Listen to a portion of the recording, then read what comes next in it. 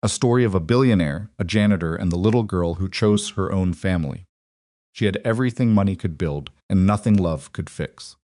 Vivienne Hartwell stood in the center of a five-star hotel lobby, worth more per night than most people earned in a year, and she was losing her mind over a 6-year-old who wouldn't speak.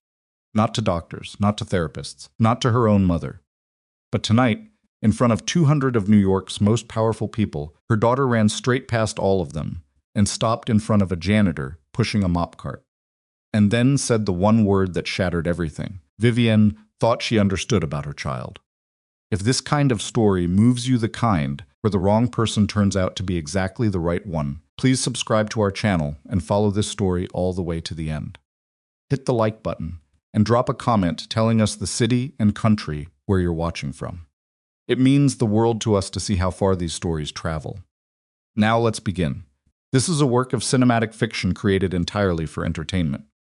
All characters' events, organizations, and locations are imaginary. Any resemblance to real persons or actual events is purely coincidental.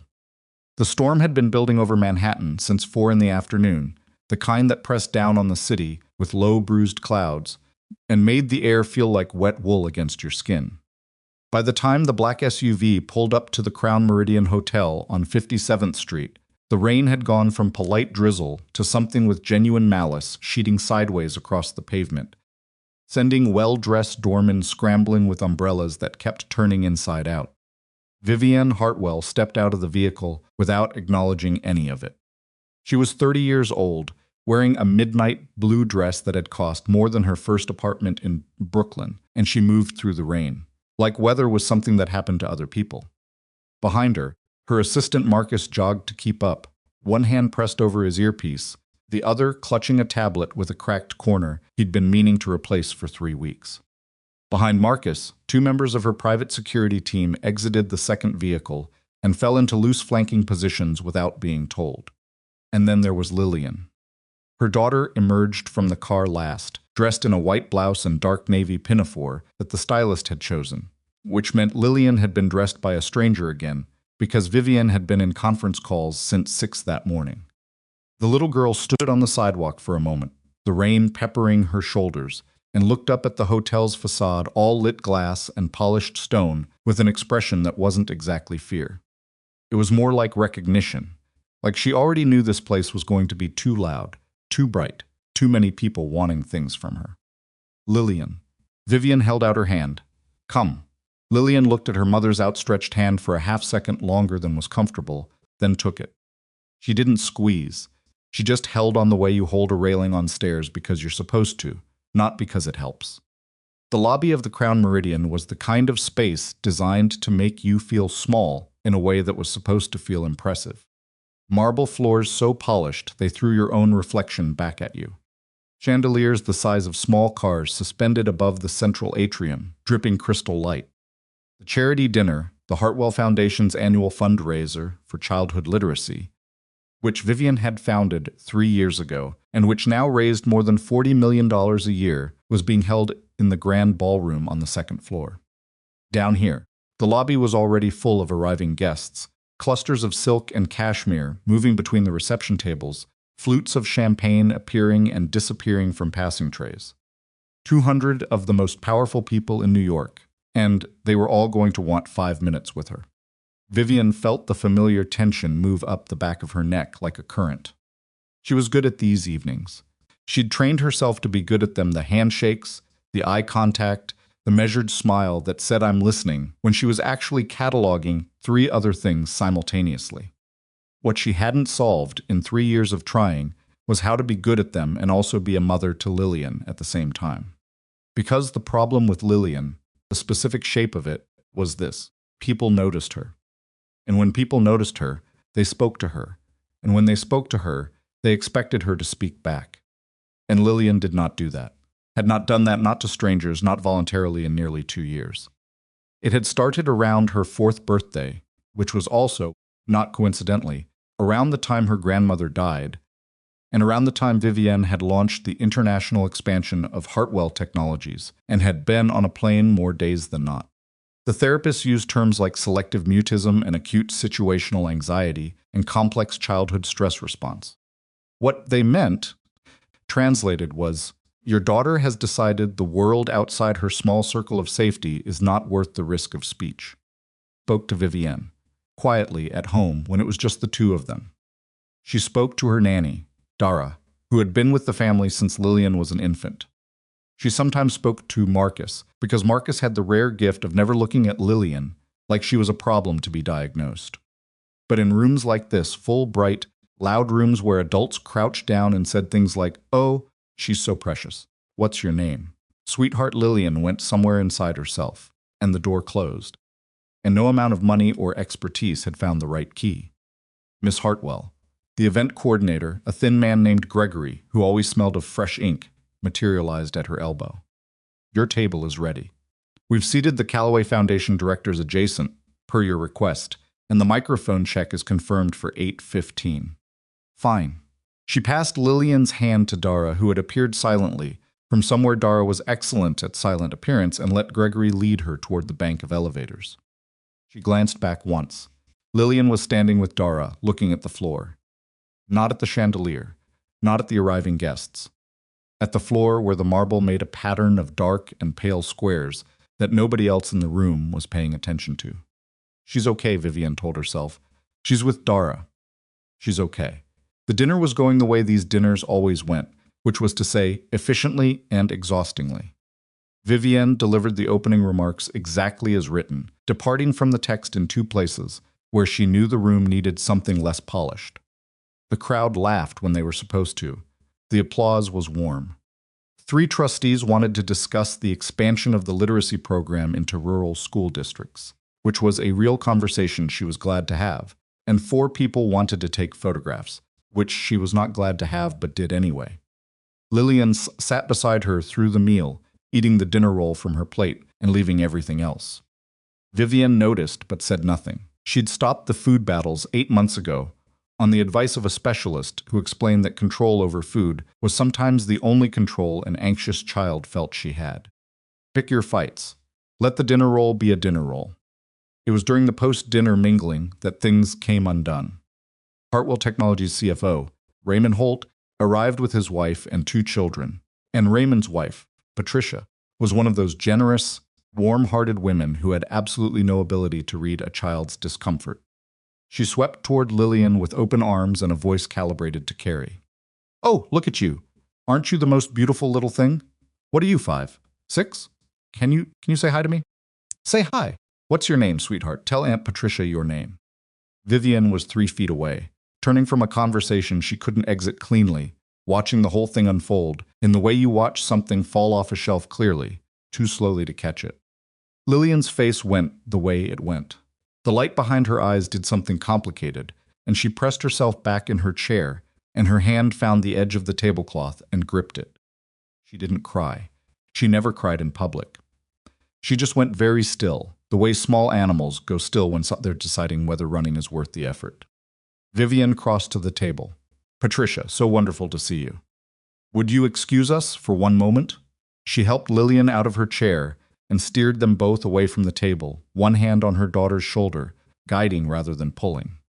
She could feel the tension in Lillian's body under her palm, that subtle rigidity like something bracing. "You're all right," she said, quiet enough that it was just for the 2 of them. "Nobody's going to make you talk. Let's get some air." She found a quieter edge of the room near the hallway to the private elevators, and they stood there together. For a moment, Vivienne, with one hand resting on Lillian's shoulder, Lillian staring at the middle distance with that expression that felt like being stood on the other side of glass. "I don't know how to reach you," Vivienne thought, not for the first time. "I don't know what I'm supposed to do differently." She didn't say it. She'd learned not to say it. Then Lillian moved. Not much a small shift of attention, like when a cat's ears swivel toward a sound before the rest of its body commits. Vivienne felt it in the hand on her shoulder, a change in the quality of the stillness. She followed Lillian's gaze. Across the marble lobby, near the service corridor that ran alongside the elevator bank, a man in a gray janitor's uniform was pushing a cleaning cart along the edge of the room. He was moving unhurriedly, with the practiced efficiency of someone who had learned how to be invisible in spaces like this, not cringing, not apologetic, just quiet. He was tall, mid-30s, with the kind of build that suggested something more demanding than mop work, though the uniform and the cart told their own story. On the front of the cart, hooked to one of the metal rails, was a small plastic horse, the cheap kind you found in packs of farm animals at a dollar store, white and slightly scuffed, like it had been carried around and handled for a long time. It was the horse that Lillian was looking at. Vivienne was almost certain of it. Before she understood what was happening, Lillian's hand slipped out of hers. Lillian was already moving, not running, exactly walking fast, the way she moved when she wanted something she wasn't sure she was allowed to want. Weaving between a cluster of cocktail dresses, past the corner of a reception table, directly across the open marble floor of the lobby, toward the janitor. Vivienne followed, heart moving into her throat the way it did during the specific breed of parental terror that isn't about physical danger, but about the unbearable potential of watching your child get hurt in ways that don't bruise. He's a stranger. She'll freeze. She'll panic. Someone will try to help and make it worse. The man had stopped moving. He'd noticed the small girl approaching him. His hands had stilled on the cart handle, and he was doing something that Vivienne realized, even in her panic, was unusual. He was not crouching. He was not making a face of exaggerated welcome. He was not saying anything at all. He was just waiting. Watching Lillian with a kind of quiet patience that made no demands and issued no invitations. Lillian stopped in front of him. The distance between them was maybe 2 feet. Vivienne stopped behind her daughter, close enough to intervene, far enough not to interfere. Her hands were at her sides. She was not breathing correctly. Lillian looked directly at the man's face, eye contact, full eye contact, the kind she so rarely offered, and then at the small white horse on the cart rail. Then back at his face. The man looked at her. Not down at her the way adults usually looked at children, that angled, condescending lean. He just shifted his weight slightly, bringing himself more onto Lillian's level without making a production of it. Like he was just settling. Lillian's mouth moved, one word. Hi. It came out small and careful, the way you'd release a bird you weren't sure wanted to fly, but it came out. Voluntary, unprompted, directed at a stranger she had never seen in her life. Vivienne's chest did something she didn't have a name for. Not relief exactly. Relief was too simple. This was something older and harder and more complicated than relief, the thing that lives just underneath hope, when you've been afraid to hope for a very long time. The man looked at Lillian with an expression that Vivienne, in the weeks afterward, would struggle to describe accurately. It wasn't surprise. It wasn't the performance of being charmed. It was something simpler and less calculated than either of those things. He said, "Hey, that was it. One word back. No follow-up. No, what's your name, or aren't you sweet, or can you sit again? Just hey, offered and left there, like something you set down on a table and don't hover over." Lillian looked at the white horse. Vivienne watched her daughter reach out one small hand, not touching, just pointing, a question being formed without words, and the man unhooked the horse from the cart rail and held it out to her. Not pressing it into her hands, just offering. Lillian took it.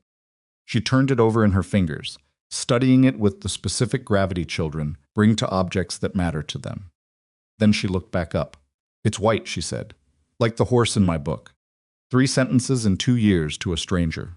Vivienne pressed her fingers hard against her own mouth and did not make a sound. The man nodded once. "White horses are the best ones," he said. His voice was unhurried, the flat vowels of someone from the Midwest somewhere, not performing warmth, just talking. "That one's got a name. His name's Captain." Lillian looked at the horse. "Captain," she repeated, like she was testing the weight of it. "He goes everywhere with me.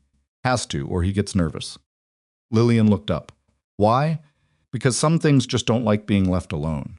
He said it without looking at Vivienne. He may not have even registered Vivienne yet, or he was doing her the courtesy of pretending he hadn't. "My son picked him out. Said he needed a job. What's your son's name?" "Noah. He's 7. Lillian considered this. "I'm 6, she said. "And 3/4. That's practically 7. Something moved across Lillian's face that Vivienne had not seen in a long time. Not a full smile. Lillian had never been a child who smiled easily even before all this. But something looser. Something that wasn't bracing. Vivienne became aware that her security chief, a large man named Denton, had appeared at her elbow. She could feel his presence before he spoke. "Ms. Hartwell." His voice was the kind of low that still managed to carry. "Should we?" "No," she said, barely audible. "Stay where you are." She stood there and watched her daughter, her silent, sealed-away daughter, hold a plastic horse named Captain and talk to a janitor she had never met in the middle of a five-star hotel lobby, while 200 wealthy guests ate charity dinners 40 feet away. Lillian asked about Noah, what he looked like, whether he liked horses or just Captain, whether Captain had ever been lost. The man Elias. Vivienne would learn his name from the hotel's staff registry. Later that night answered each question with the same unforced patience. Not performing ease, not managing the situation, just present. The way certain people are present, who have learned, somewhere and at great cost, that presence is a thing you can offer that money can't manufacture. Vivienne watched for 7 minutes. Then she stepped forward, because the evening coordinator was signaling from the ballroom doorway, and she was already 14 minutes behind schedule, and because she was not yet ready to understand what she had just witnessed. Not fully, not in a way she could hold, she rested her hand on Lillian's shoulder. "We need to go back in, baby." Lillian looked up at her, then at Elias, then handed Captain back carefully the way you return something you know belongs to someone else. Elias took it without ceremony, hooked it back on the cart rail. "Thank you," Vivienne said to him. It came out less polished than her usual language. Less composed. "I don't know what you..." She stopped. "Thank you." He looked at her for the first time, not the way men sometimes looked at her, which was with some calculation about who she was and what that might mean. Just looked at her the way someone looks at another person they can see as having a hard time. "She's all right," he said, simply, like it was obvious, and she just needed to hear it. Vivienne nodded and steered Lillian back toward the ballroom. She felt the back of her neck, the tension that had lived there all evening. It was still there, but something underneath it had shifted in a way she didn't have words for yet. Denton fell into step beside her. "I'll run a background on the employee," he said. "Standard." "Yes," Vivienne said. She walked back into the noise and the light, her daughter's small hand in hers, and for the first time, in longer than she wanted to admit, Lillian did not let go first. The background check on Elias Rourke came back at 11:17 that night. While Vivienne was still in the back of her car, somewhere on Fifth Avenue, Lillian asleep against her shoulder with Captain the plastic horse, which Elias had pressed into Lillian's hands as they left, saying Noah had others clutched loosely in one small fist. Denton sent the file to her tablet without comment. That was how she knew it was going to be complicated.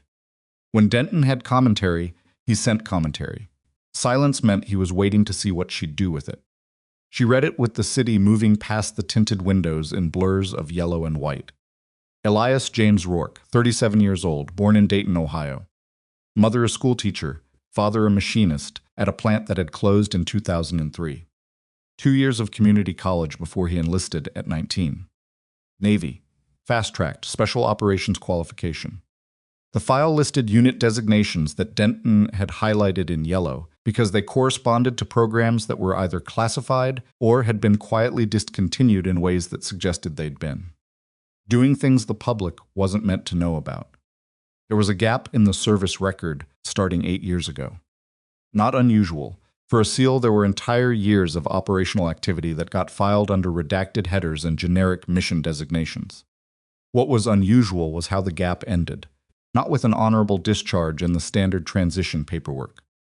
Not with a medical separation, though there was a notation that suggested he'd been evaluated following a mission. The gap just closed. And on the other side of it, Elias Rourke was no longer in the military in any capacity, and there was a notation from a JAG review that had itself been partially classified. The next entry was a New York State driver's license issued 6 years ago. An address in Woodside, Queens rental. A work history that was almost aggressively ordinary, warehouse logistics, then a building superintendent in Flushing, then Crown Meridian Hotel, night maintenance, current. He had a son, Noah Daniel Rourke, age 7. The boy's mother was listed as deceased, a woman named Caroline Park, who had died 4 years earlier. No other family listed in the file. No relatives in New York. No emergency contacts except a name Denton had flagged, a woman in Dayton who appeared to be a childhood neighbor, not a blood relation. Vivienne stared at the page for a long time. Lillian shifted against her, made a small sound, resettled. Plastic horse pressed briefly into Vivienne's ribs. closed the tablet and looked out the window and thought about a man who had gone from classified military operations to pushing a cleaning cart through a hotel lobby, alone, raising a 7-year-old in Queens, with a gap in his official history that someone had deliberately obscured. She thought about the way he had stood when Lillian approached him. The way his hands had stilled on the cart handle, not tense still. Specific stillness of someone who has trained themselves to read situations fast and respond without broadcasting that they're reading anything at all. She thought about what he'd said. She's all right. Like it was obvious. Like he'd taken one look at Lillian and understood something the last 4 specialists hadn't managed to put in a report. By the time the car reached the penthouse garage, she had made 2 decisions. The first was that she needed to talk to him. The second was that she needed to do it carefully. She called the hotel at 8 the next morning and was told by a politely confused front desk manager that Elias Rourke worked nights, typically arriving at 10 p.m., clocking out by 6. She left a message asking him to contact her assistant's office at his convenience, which was the kind of language she used when she wanted to communicate that the request wasn't optional, but also didn't want to communicate it too loudly. He called Marcus at 2 in the afternoon. Marcus transferred the call to her directly, which he only did when he judged that the situation required her voice rather than his management. Vivienne picked up from her desk, where she had been halfway through a board briefing she'd been rescheduling for 3 days. Mr. Rourke. She leaned back in her chair. Thank you for calling. There was a pause that lasted exactly long enough to feel considered rather than awkward. Your message said convenient. It's 2 in the afternoon. Seemed convenient, it is. She'd expected something more defensive or more eager. The flatness surprised her, and she found she preferred it. I wanted to talk about last night, I figured. My daughter has difficulty speaking to people she doesn't know. She hasn't voluntarily spoken to a stranger in almost 2 years. Last night was the first time. Another pause. I heard you. What do you want me to tell you? What did you do? He was quiet for a moment, and she had the impression he was thinking about it genuinely rather than deflecting. Nothing, he said. That's not an answer. It's the only one I've got. I didn't do anything. She came over. I didn't make a big deal about it. That's it. There has to be more than that. I had specialist professionals with decades of experience try to reach her. Couldn't. Maybe they were trying too hard. He said it without any satisfaction. Just as a thing that might be true. Vivienne pressed her thumb against the corner of her desk calendar. I'd like to offer you something. Compensation for your time. I'd like you to spend some time with my daughter, with appropriate supervision. Whatever you're comfortable with. The silence this time was longer. Ms. Hartwell, he said finally, and she noticed he'd gotten her name right, not Ms. Hartfield or Miss Hathaway, the way people sometimes fumbled it. I'm a janitor. I'm not a therapist. I'm not a child specialist. I'm not whatever it is you're looking for. I know what you are, she said, which was only partly true. She knew the outline of it. I'm not asking you to fix anything. I'm asking you to be in the same room as my daughter and be as unremarkable as you were last night. Something in the quality of the silence shifted. She thought she might have almost made him smile, though she had no evidence for it. Unremarkable, he said. It's a compliment. I mean it as one. He exhaled slowly. I need to think about it, of course. She kept her voice neutral.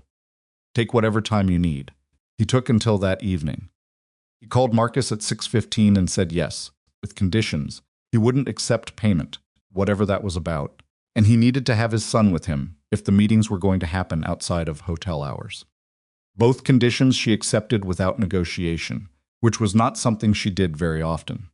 They met for the first time outside the hotel context on a Saturday afternoon, in a small park in Midtown that Vivienne's security team had pre-walked and deemed acceptable, which she hadn't told Elias because she thought it might insult him. Maybe she was right. Maybe not. He arrived with Noah. Vivienne had been briefed on the boy from the background file, but the file had not conveyed what 7 years of being Elias Rourke's son looked like in person. Noah was a compact, serious-faced kid with his father's dark eyes and a Yankees cap worn slightly too far back on his head. He held his father's hand until they got close enough to see Lillian, and then he let go and stood slightly apart, assessing the situation with the unself-conscious directness that 7-year-olds sometimes have before the world teaches them to hide it. Lillian's sitting on a bench near the fountain, with Dara standing a discreet distance away. She had brought a book, which she was technically reading and also definitely using as a shield. Elias stopped a few feet away from Vivienne and gave her a nod that was not quite a greeting and not quite a dismissal. He was in street clothes, worn jeans, a gray Henley, boots that had been resoled at some point. He looked, Vivienne thought, like someone who had stopped caring about looking like anything in particular. The girl with the book, he said. Yes, she know we're coming? I told her we'd be meeting someone. She didn't ask who. He absorbed this. Then he said to Noah, not to Vivienne, go say hi to that kid over there if you want to. Noah considered the instruction for about a second and a half, then walked toward the bench with his hands in his pockets. He stopped in front of Lillian and said, with no particular ceremony, what are you reading? Lillian looked up from behind the book, looked at him, looked back at the book. Horses, she said, like a story about horses? It has horses in it, and a girl who goes to a different world. Noah sat down on the far end of the bench without being invited. Is it good? Lillian thought about this with apparent seriousness. The horses are good. Some of the other parts are slow. That happens, Noah said, in a tone that suggested he had extensive experience with this problem. Vivienne and Elias stood together, watching their children conduct what was, against all probability, a normal conversation. He does that a lot, Elias said. Just walks up to people. She doesn't. She never does. She did last night. That was different. Was it? Vivienne looked at him. He was watching the kids, not her. What do you mean? She came to me because something caught her attention, and she decided the risk was worth it. Noah walked over there because he's curious, and he doesn't think too far ahead. Different reasons. Same result. He paused. She's not afraid of people. She just weighs the cost. Vivienne turned this over carefully, the way you turn over a statement that sounds simple but lands like something heavier. The specialists say she has anxiety around social interaction, that the mutism is a protective response. Sure. He said it like it was true and also not the whole truth. But there's a difference between a kid who's anxious and a kid who's learned that talking to certain people costs more than it gives them back. She looked at him. You sound like you've thought about this. He was quiet for a moment. Noah had a rough year after his mom died. He stopped eating much, stopped talking about things that bothered him. Therapists said it was complicated grief, which was accurate but not especially useful. He glanced at her, brief and even. I figured out eventually that what helped him wasn't anyone explaining to him what he was feeling. It was just being around people who weren't going to make a thing of it. Vivienne looked at her daughter, who was now showing Noah a page of the book and pointing at something with the focused energy of a person who has decided they're willing to explain something they care about. Therapist my daughter sees now says she's making progress. He says last night's incident suggests emotional readiness. Does he know her? He has a degree from Columbia and 14 years of practice. Does he know her? Vivienne didn't answer immediately, which was, she supposed, an answer. They stood in silence for a moment. The fountain ran behind them. Somewhere to their left, a woman with a stroller was having a one-sided argument with someone on the phone. What happened to your wife? Vivienne said. She hadn't planned to ask it that directly. It came out anyway. He didn't look at her. She died. I know, I'm sorry. I meant she stopped. That was intrusive. I'm sorry. Aneurysm, he said after a moment, like he'd decided to answer anyway. She was 31, Noah was 3. She went to bed and didn't wake up. He said it the way someone says something they've said many times, the words smooth by repetition, the weight underneath them, something they've learned to carry rather than put down. There's no story to it, nothing that makes sense of it. It just happened. I'm sorry, she said again, and this time it wasn't a politeness. He nodded once. Then what about Lillian's father? It wasn't quite a question. We were together for 2 years. He left before she was born. He has visitation rights that he exercises approximately twice a year, when it's convenient. She paused. He's not a bad person. He's just absent, in the way some people are absent who are technically present. Elias made a small sound that might have been acknowledgement, or might have been something else. Noah asks about his mom less than he used to. I don't know if that's better or worse. I think it's just different, Vivienne said. He looked at her then. The first time he'd really looked at her directly, rather than in the careful, peripheral way he'd been managing since they arrived. She had the strange sensation of being seen without being evaluated, which was not something that happened to her very often. "Yeah," he said. "Probably." Dr. Fenn, Lillian's therapist, did not take the news well. Called Vivienne's office Monday morning with what she recognized as his controlled displeasure voice, which was distinguishable from his regular voice by a very slight increase in the deliberateness of his pauses. He said that introducing an unvetted individual into Lillian's environment without clinical supervision was, at best, an impulsive decision made in a moment of understandable but misguided hope, and, at worst, a potential disruption to the treatment protocol they'd been developing for the past 8 months. Vivienne let him say it. Then she said she spoke 11 sentences to him in 7 minutes. "In the last 8 months, she has spoken to you, under clinical supervision, a total of 3. Pause that followed was not deliberate. It was just a pause. "The number of sentences isn't the metric we use," he said carefully. "I understand that. I'm telling you the number anyway." She kept her voice even. This was a skill she'd developed staying level when she was in fact furious. "I'm not discontinuing her sessions with you. I'm adding something. If it doesn't help, we'll reassess." He asked, before he hung up, whether she'd done a thorough background investigation of the individual in question. She told him she had. She didn't tell him what she'd found and what she hadn't yet figured out what to do with. Because the background check, thorough as it was, still had a hole in it the size of a classified military file, and Denton had come back with a follow-up report that made her considerably more uneasy than the first one. She found him standing in her doorway at 5 that afternoon, which meant he'd waited until the last of her afternoon meetings cleared before coming to her directly, rather than sending it in writing. Also not a good sign. "What is it?" she said, not a question. Denton came in and closed the door. He had a tablet with him, but he didn't open it. "Pulled more on the seal record. Had to go through a contact at the DOD who owes me 3 favors, so this cost me something." "Tell me." He was attached to a rescue extraction unit. Black classification. The kind of program that isn't officially named in any public record. He set the tablet on the edge of her desk. The file on green screen had enough redactions that it looked like someone had gone through it with a black marker.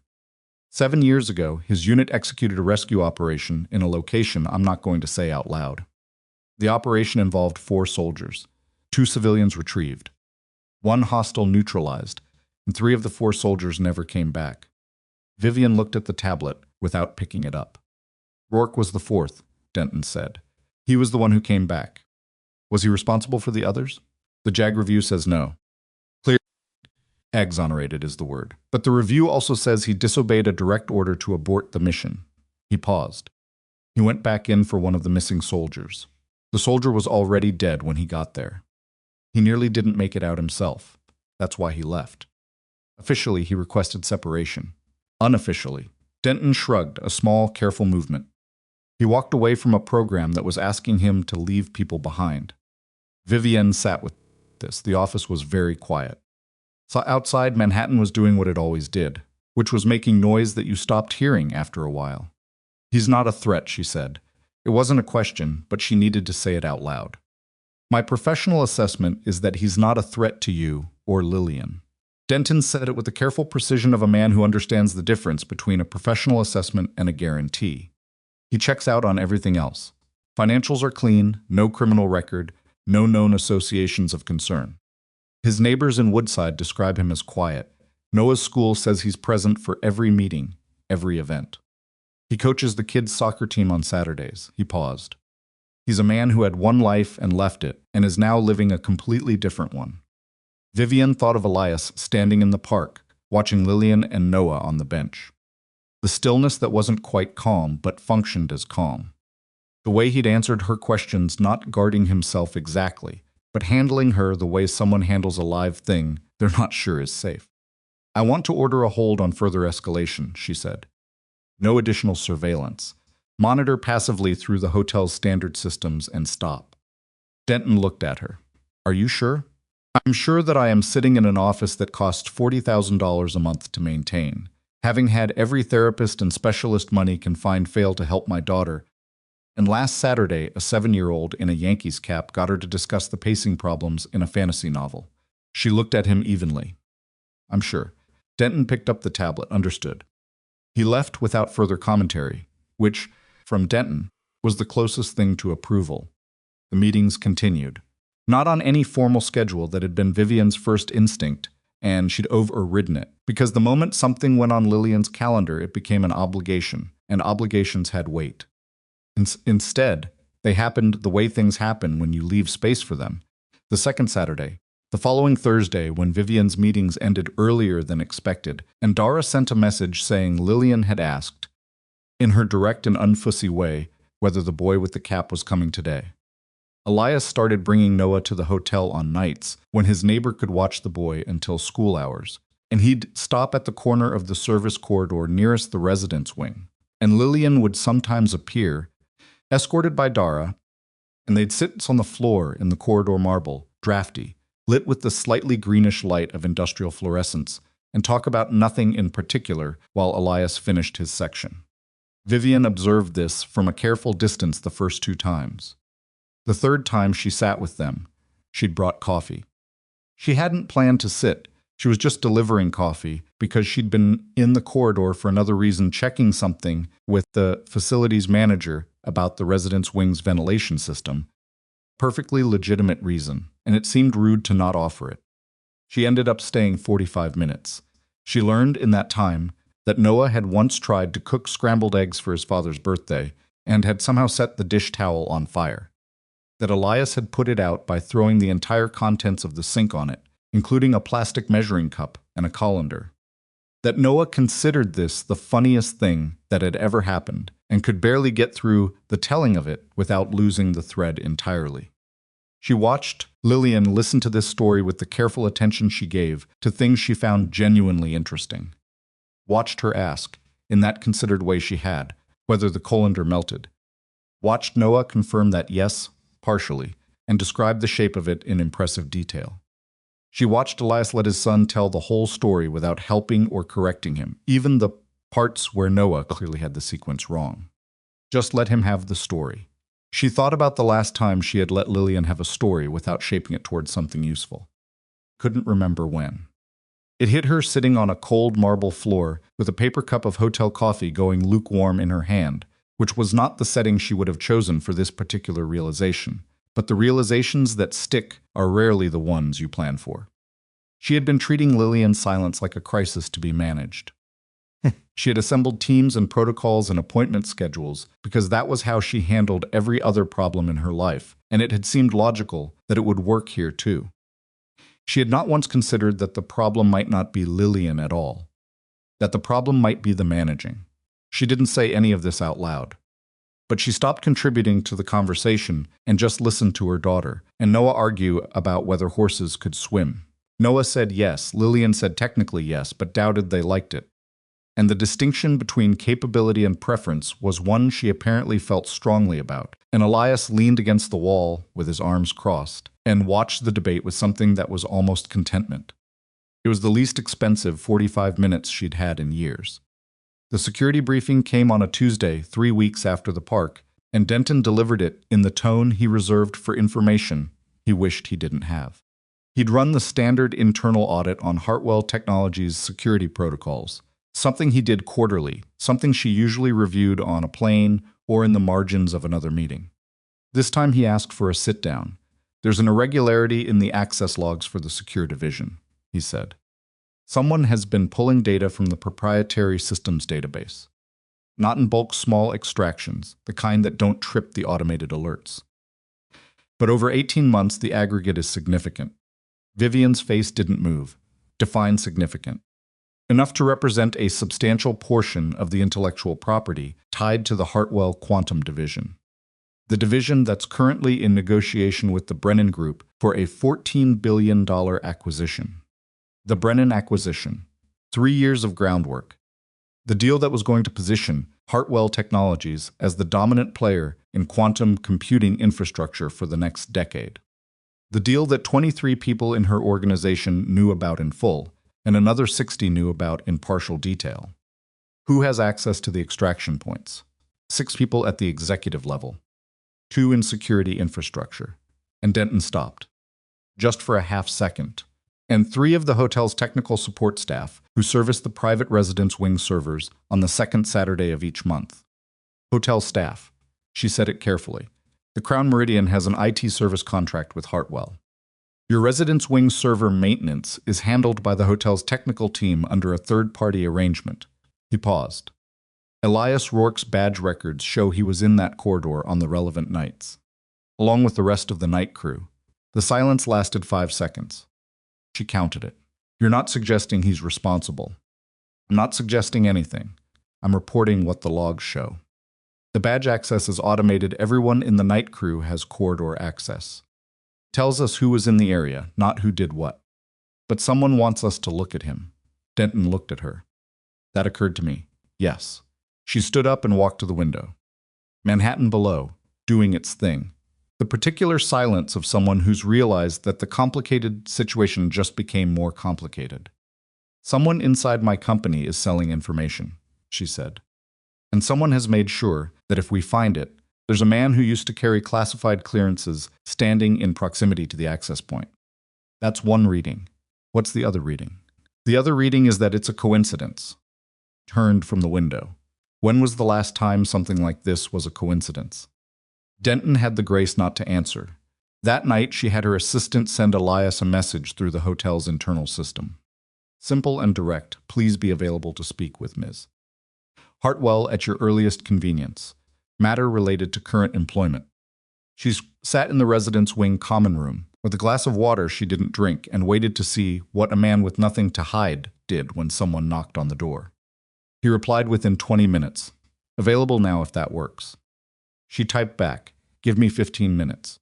Then she put the glass down and went to check on Lillian, who was asleep with Captain, the plastic horse, tucked under her arm.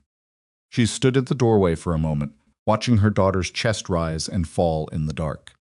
She found you, she thought, though not to anyone in particular. My kid found you first, so you'd better be worth what I think you are. Then she went to have what she was certain was going to be the most complicated conversation she'd had all year, which, given her year, was saying something. He was already waiting in the corridor when she arrived, leaning against the wall with his arms crossed and his feet planted in that particular way. He had not aggressive, not casual, just occupying the space he was in without apologizing for it. He was still in his work uniform. The cart was parked 10 feet away, and Captain was on the rail, and she noticed that, and then made herself stop noticing it because it wasn't relevant. Thank you for coming quickly, she said. Your message sounded like it wasn't optional. It wasn't. She gestured toward the small sitting area at the end of the corridor, 2 chairs and a low table that the hotel used when residents needed to sign documents. Nobody used it much. Can we sit? He followed her there without comment and sat in the chair across from her with the posture of someone who'd sat in uncomfortable chairs waiting for difficult conversations before. He knew how to wait. She'd noticed that about him. He didn't fill silence with noise the way most people did. She put Denton's summary on the table between them. A single page, the specific items highlighted. She watched his face as he read it. He read the whole page. He didn't speed through it the way people did when they were performing a reading rather than actually reading. He went line by line. When he finished, he looked up. You think I did this, he said. I think someone wants me to think you did. There's a difference, and I need to know if you can help me figure out which one it is. Something shifted in his expression. Not gratitude. He wasn't the type for that kind of softness in the face of a near accusation. More like recalibration. He was reassessing her. She understood, the same way she'd been reassessing him for 3 weeks, and she found she didn't mind it. Corridor access, he said. It's on a swipe schedule. Everyone on the night crew hits that corridor between 2 and 4A. It's part of the standard maintenance loop. I know. So whoever pulled this was already thinking about who'd be nearby when it happened. He set the page down. The extraction points which specific servers. She hesitated. It was proprietary information. Then she thought about what she'd asked him here for and decided that hesitation was the wrong response. She told him. He was quiet for a moment, and she watched him doing something she couldn't quite name, not just thinking, but organizing. The way someone works through a physical space in their head, mapping it. The server room access for the second floor wing requires a different badge level than standard maintenance, he said. Night crew doesn't have it. We can get into the corridor, but the room itself needs a technical access card. He looked at her. Check your IT contractor logs, not hotel staff badge records. IT contractor records. Different system. She pulled out her phone and typed a message to Denton. She sent it before she'd finished deciding whether to, which was the right instinct. You know the building's security systems pretty well, she said. I know which doors I can open and which ones I can't. That's not the same thing, he paused. But I know people who know more. Worked with a guy in facilities for 2 years before he moved to a hotel in Chicago.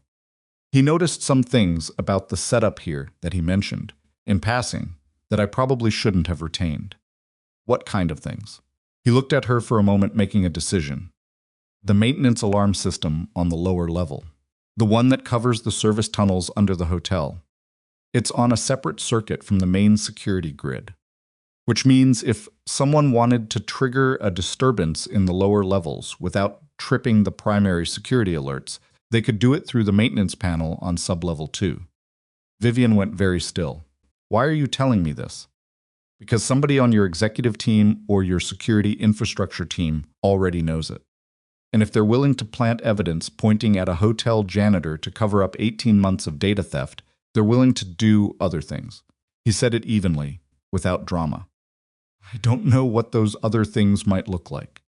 But I know what people who've run out of options start to consider. She looked at him across the low table in the badly lit corridor. Fluorescence light was doing its greenish thing, and neither of them looked particularly good in it, and she thought, briefly and absurdly, that this was the most honest conversation she'd had with anyone in months. I'll have Denton look at the IT contractor access logs tonight, she said. Check the timing on the maintenance alarm tests, too. If someone's been running tests on that circuit, there'll be a record. You sound like you've done this kind of thing before. I've looked for things people tried to hide before, he said. The tools change, the logic doesn't. She nodded. Then, because she'd been deciding whether to say the next thing for 20 minutes and had run out of reasons not to, I know about the mission. The JAG review. What happened 7 years ago? He didn't flinch exactly. But something in his posture changed the way architecture changes when a weight shifts structural, not visible on the surface. Denton, he said. Yes, he looked at the table. And nothing. You were cleared. The record says what it says. The record says I disobeyed an order and 3 people didn't come home. He said it flatly, the way you say a fact you've stopped trying to put in context. It also says I was cleared. Both things are true. I know, but you wanted to bring it up. I wanted to know if it would change how you talk to me. She met his eyes. It didn't. He was quiet for a moment. Then, the soldier I went back for was 23 years old. He'd been in country for 11 weeks. He stopped. Started again. The order was to abort because the window had closed. The window had closed. They were right to give the order. Another pause. I just couldn't make myself leave him. The corridor was very quiet. She stopped herself. Dead when I got there. Yeah. He said it without expression, which meant it had all the expression underneath. I knew he probably was. I went anyway, which is either the most human thing I ever did or the stupidest, depending on how you look at it. She didn't try to answer that, because there wasn't an answer that would do anything useful. She just sat with it for a moment the way he'd sat with things she'd said.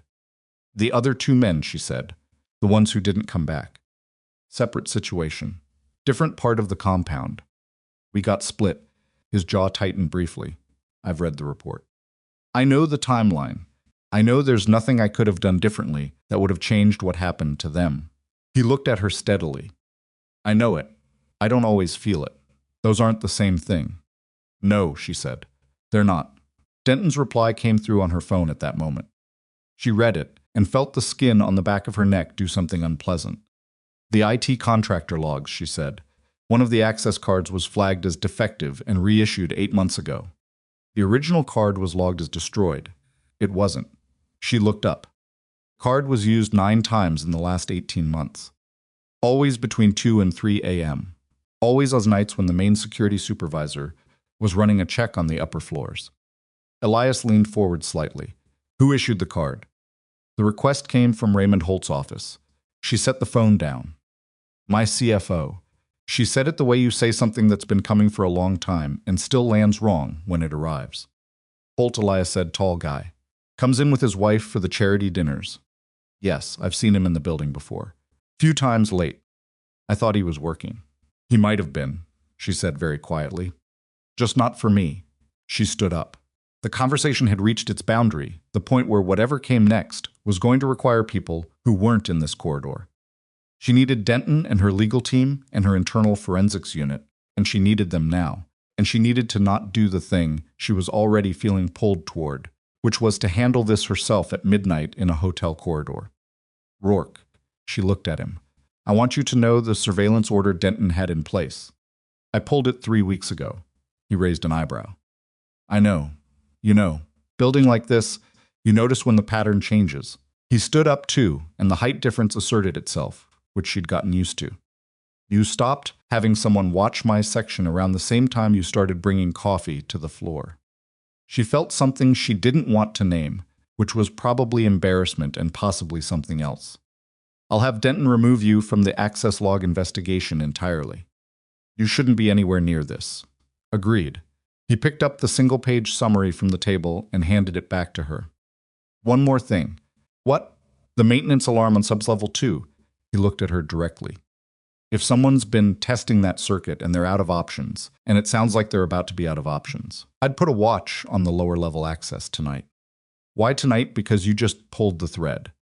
People who've been doing something for 18 months and suddenly feel the edge of it, they move fast. He said it without urgency, but with the specific weight of someone who's watched that particular dynamic play out before.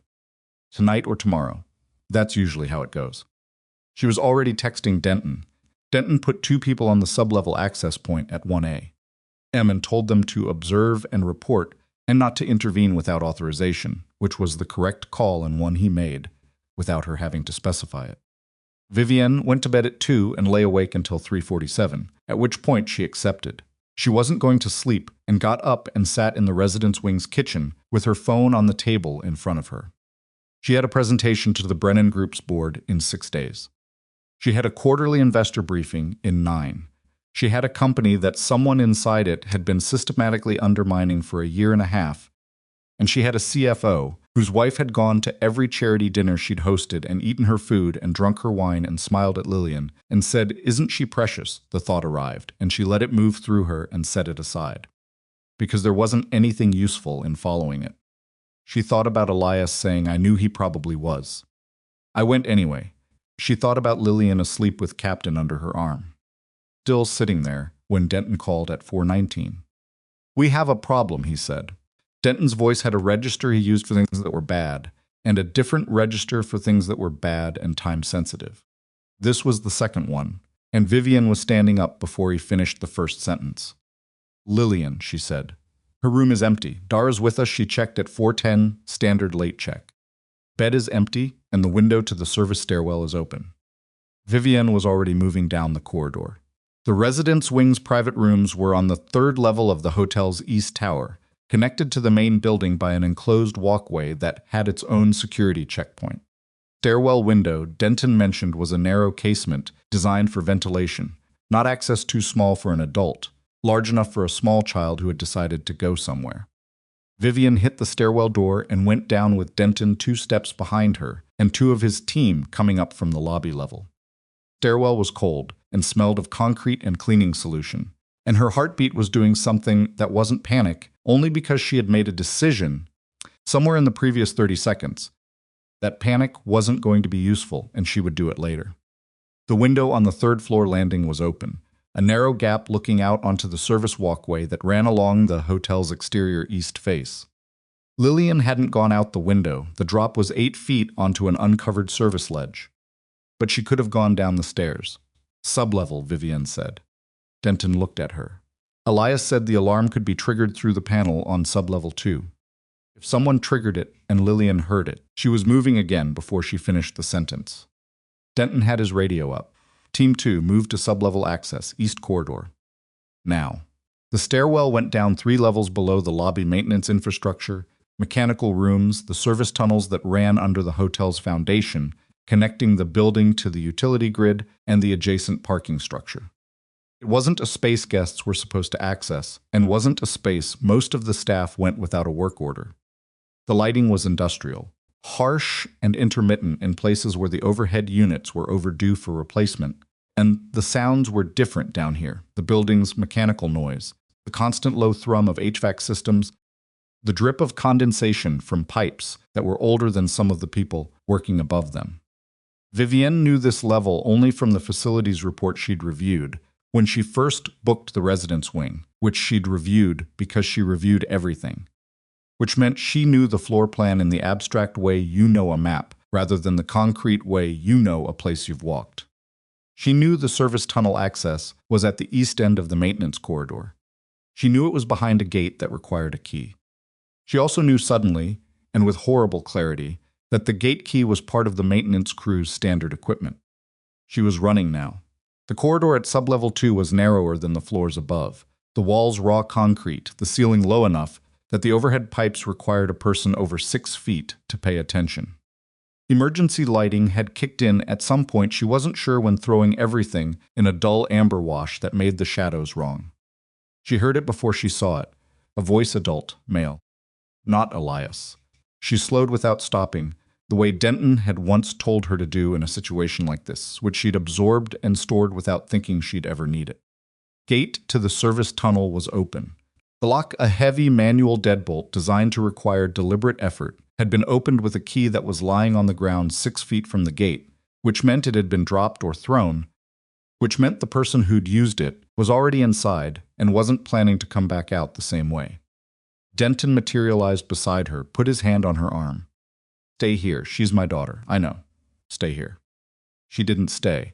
She went in behind him, which he'd known she would, and he didn't waste time arguing about it. The service tunnel was maybe 8 feet wide and 6 feet high, the floor bare concrete with a central drainage channel running its length. The walls were pipe and cable bundled wiring, utility conduits, maintenance access panels at regular intervals. The tunnel went east toward the parking structure and north toward the building's primary mechanical room. The amber emergency lighting was sparser here, and between the pools of it the dark was real dark, the kind that presses back. She heard Lillian before she saw her. Not crying, Lillian didn't cry easily, and she definitely wasn't crying here. She was talking, the careful, serious voice she used when she was thinking about something carefully. And the voice answering her was a man's voice, and it was not a gentle voice, and something in Vivienne's chest turned to something very cold. Not going to hurt you. I just need you to sit there and be quiet. Do you understand me? Your mother is going to do what I need her to do, and then you go home. Simple. I don't want to sit here, Lillian said. It smells bad. I don't care what it smells like. Sit down. I'm not going to sit down, Lillian said, with the particular tone she used when she'd considered a request and found it unreasonable. Vivienne turned a corner behind Denton, and the space opened slightly a maintenance junction, 3 tunnels meeting, with a workbench along one wall and a bank of conduit boxes above it. A battery lantern on the workbench threw a hard white circle of light. In the light, Lillian, standing, still wearing her pajamas pale yellow, the ones with the small printed stars, and holding Captain in one fist with the rigid grip of someone who has decided they're not putting something down. Beside her, not touching her, a man Vivienne did not immediately recognize. 50s, heavyset, wearing a maintenance uniform that didn't quite fit the Crown Meridian's staff uniform, which meant he'd gotten it from somewhere because he was not Crown Meridian staff. He had a phone in one hand. He was not armed with anything obvious, which was the only part of this that wasn't as bad as it could have been. Vivienne recognized him then, Marcus Feld. Not Marcus, her assistant Marcus, as in the Marcus Feld, who had been Hartwell Technologies' Director of Infrastructure Security until 14 months ago, when she'd had him removed for what the formal documentation called conflict of interest violations, and what she'd privately understood as him having decided that his position gave him rights he hadn't been granted. He'd been Holt's hire. She should have made that connection sooner, and the fact that she hadn't was something she was going to think about later, at length, in private. Miss Hartwell. His voice had the tone of a man who had planned this more carefully than it was going, which meant he'd planned it with a certain confidence that was already eroding. I need 5 minutes of You have 10 seconds to step away from my daughter. That's not 8 seconds. Denton had his phone up. She knew without looking that he was calling in the building's location to the 2 team members who'd entered from the north tunnel access and she knew they were close, because she'd heard the radio communication and processed it even in the middle of the walking toward her, child in a tunnel experience. Feld's jaw tightened. He was doing the calculation that men in his position always did what he'd intended against what was actually in front of him, and the answer was coming back wrong for him, and he was starting to know it. "The Brennan deal closes in 6 days," he said. "The IP I've provided to the Brennan Group's competitor gives me something. I need you to kill the acquisition. Announce you're pulling out. That's all I want. That's not all you want. That's what you want right now. Last week you wanted 18 months of classified data." She kept her voice steady with the specific effort of someone who has learned that staying level is itself a form of power. "Step away from her." Lillian turned her head and looked at the tunnel entrance behind Vivienne, and her face did something that Vivienne couldn't read in the current light. Then Feld moved not toward Vivienne, not toward Denton, but laterally, a step toward the workbench, and Vivienne understood in the same instant that Denton did that he was reaching for something on the bench, something he'd staged there, and Denton was already moving, but he was going to be half a step late. She didn't see Elias come through the north tunnel entrance. She heard him. The tunnel carried sound strangely a boot on concrete, a single controlled breath, and then he was simply there, the way he was sometimes simply there, that quality he had of arriving without announcement. He came through the junction from the north corridor at an angle that put him between Feld and the workbench before Feld had closed half the distance. It wasn't clean. Later, she'd remember that clearly, that it wasn't the choreographed thing that movies made of moments like this. Feld reached the bench, and his hand found what he'd left there, a length of metal pipe, utility conduit, kind cut off during renovation work, and he swung it in the close quarters of the tunnel with the desperate energy of someone who has past planning and into pure reaction. Elias took the blow on his left forearm, which he'd put up in the fraction of a second he had, and the sound it made was not good. He made a sound himself short, bitten off, the kind of sound you make when you absorb something and immediately redirect the energy into what comes next. He didn't go down. He got his right hand on Feld's wrist, and what he did after that was controlled and not gentle, and lasted approximately 4 seconds. And at the end of it, Feld was on his knees on the concrete floor, with his arm behind him, and his cheek against the tunnel wall, and Elias was crouched over him, with one hand maintaining the hold, the other pressing his forearm against his own torso. Denton crossed the junction in 3 steps and had Feld's wrists secured with a zip tie he'd had in his jacket, before Elias had finished the breath he was taking. The tunnel went quiet except for the building's mechanical hum and Feld's unsteady breathing and, somewhere in the ventilation system, the sound of water moving through a pipe. Lillian walked to Elias, not to Elias.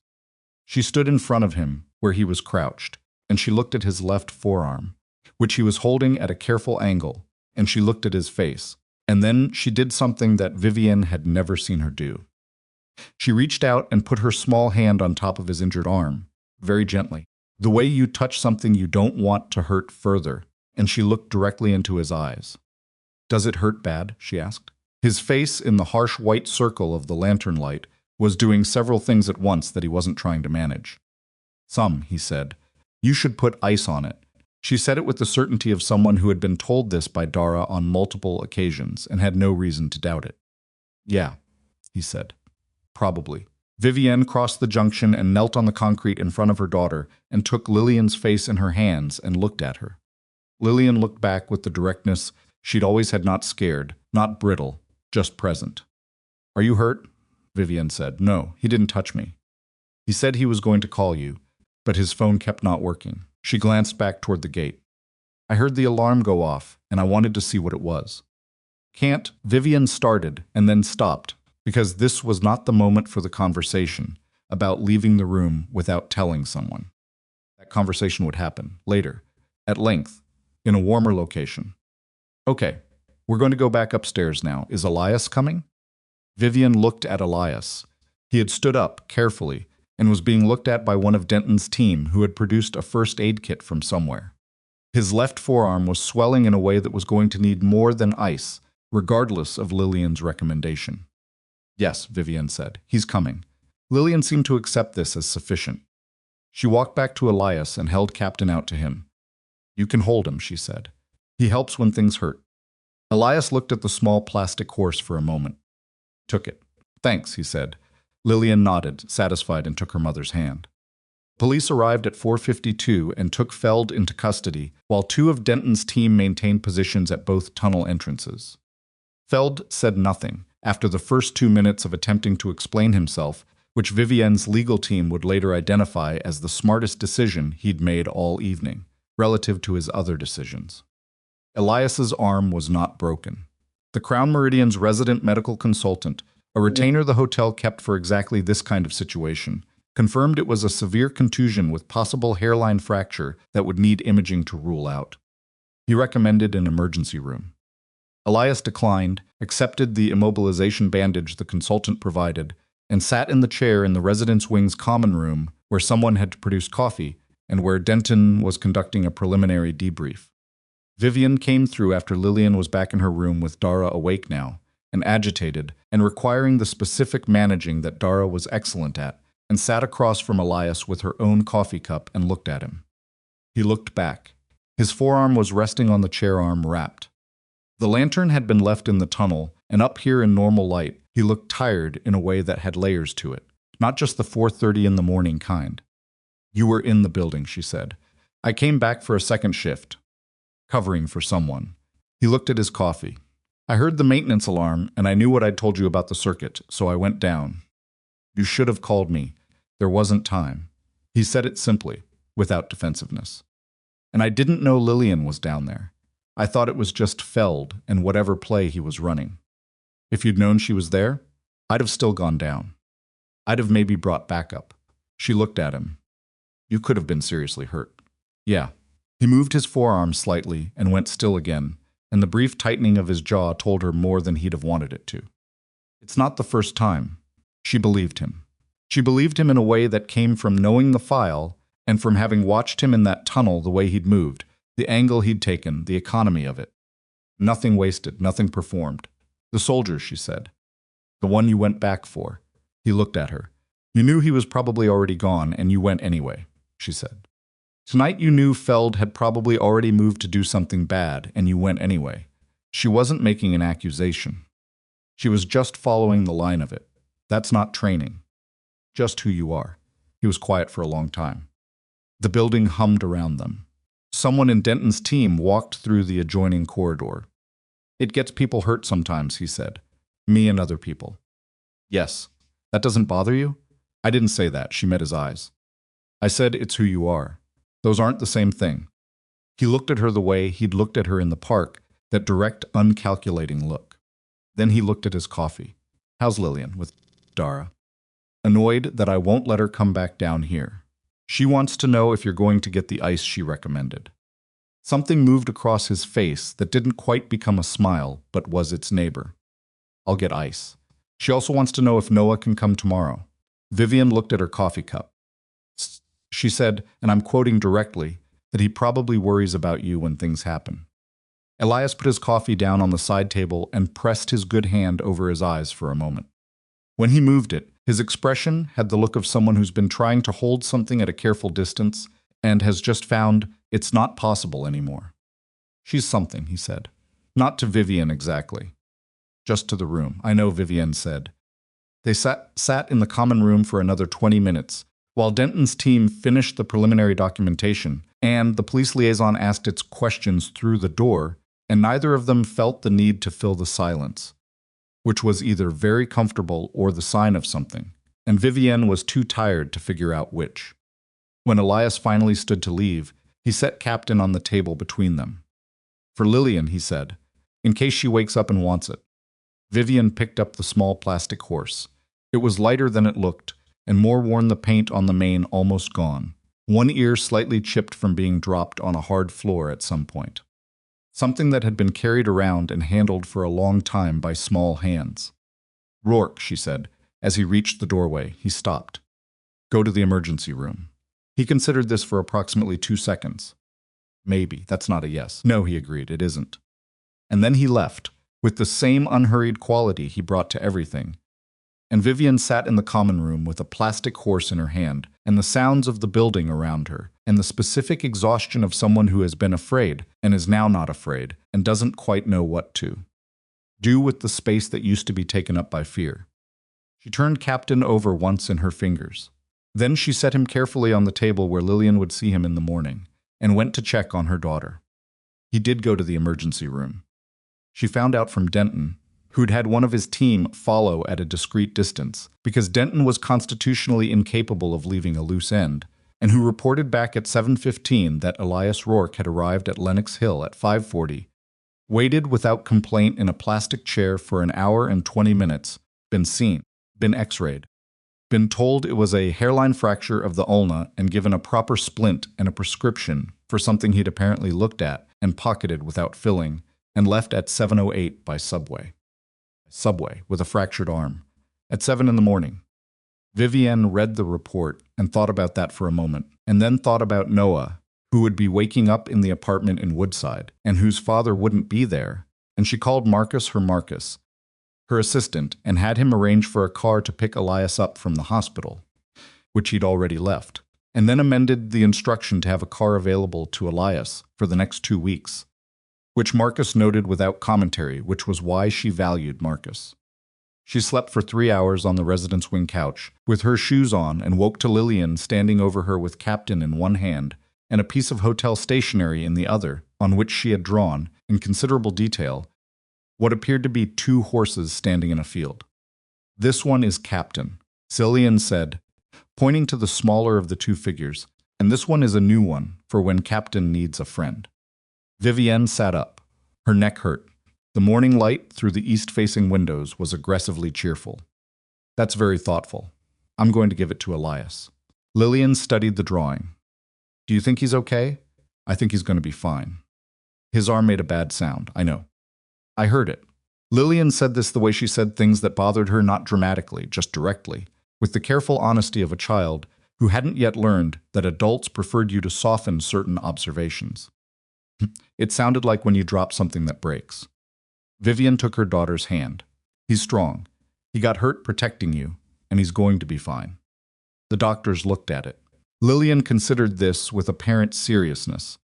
"Noah is going to be upset. I know. We're going to make sure Noah is taken care of." "Can they come today?" The answer, logistically, was complicated. Police had follow-up questions. Her legal team was already in the building for a 7A. debrief. Denton needed 3 hours of her time to go through the full scope of what Feld had taken and what it meant for the Brennan acquisition. The forensic accountants would be there by noon, and Raymond Holt, whose involvement was now, as of 6 that morning, the subject of a formal internal investigation with an outside law firm, brought in to ensure independence, had already had his executive access suspended and been informed, through his own attorney, that cooperation was the path that led to fewer consequences. Later today, Vivienne said, "I'll make sure Lillian accepted this." She tucked the drawing carefully under Captain's front legs, so the horse was carrying it, and went to find Dara for breakfast. The legal debrief lasted 4 hours. Vivienne sat at the head of the conference table in the hotel's business suite and listened as her outside counsel, compact and precise woman named Judith Reyes, who had represented Hartwell Technologies for 6 years and had exactly the right combination of intelligence and ruthlessness for situations like this, laid out what they knew and what they could prove and what they needed. What they knew, Raymond Holt had been passing proprietary data from the Hartwell Quantum Division to a company called Meridian Data Concepts, which was a registered entity in Delaware with a corporate structure designed to obscure its actual ownership, but which forensic accounting could trace, with moderate confidence, to a consortium that included 2 direct competitors of the Brennan Group and 1 hedge fund that had taken a substantial short position on Hartwell Technologies 18 months ago. What they could prove, currently, the access log, the badge records, the IT contractor card that Holt's office had requisitioned and not destroyed, and 17 months of data transfer records that Denton's team had pulled overnight from the server room's backup logs. What they needed, Holt's testimony or enough additional documentation to make his testimony unnecessary. Judith put the probability of the former at 60% if they offered the right terms, and at something considerably lower if they went hard immediately. The decision about which approach to take was Vivienne's. "He has a family," Vivienne said. She said it the way you say a fact, not the way you say a justification. Judith looked at her. "He does. His kids are in private school." "His wife." She stopped. Patricia Holt, who'd called Lillian precious, and pressed toward her across a charity dinner table.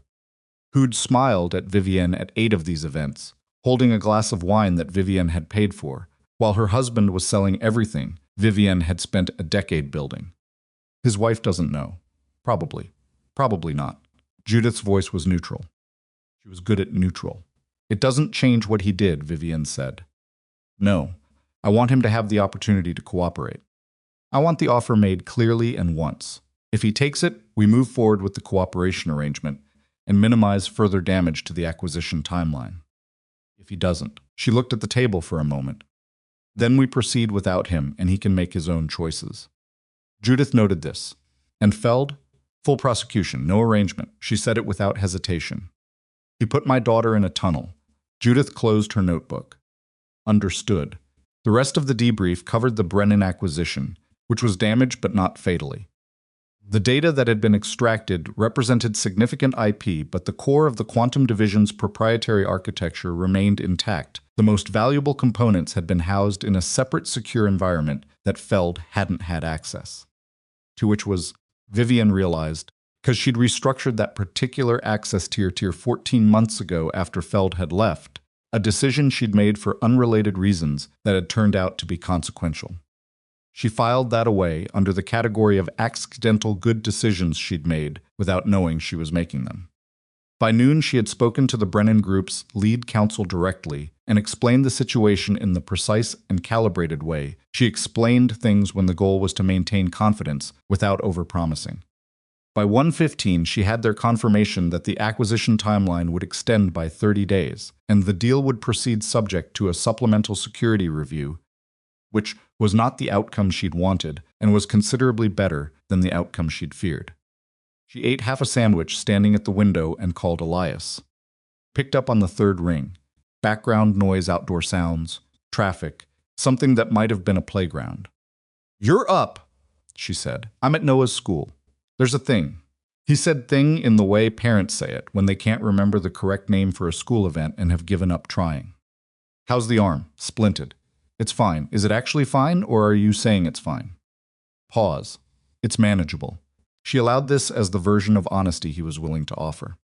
"I want to talk to you. Not about last night that's handled or it's being handled.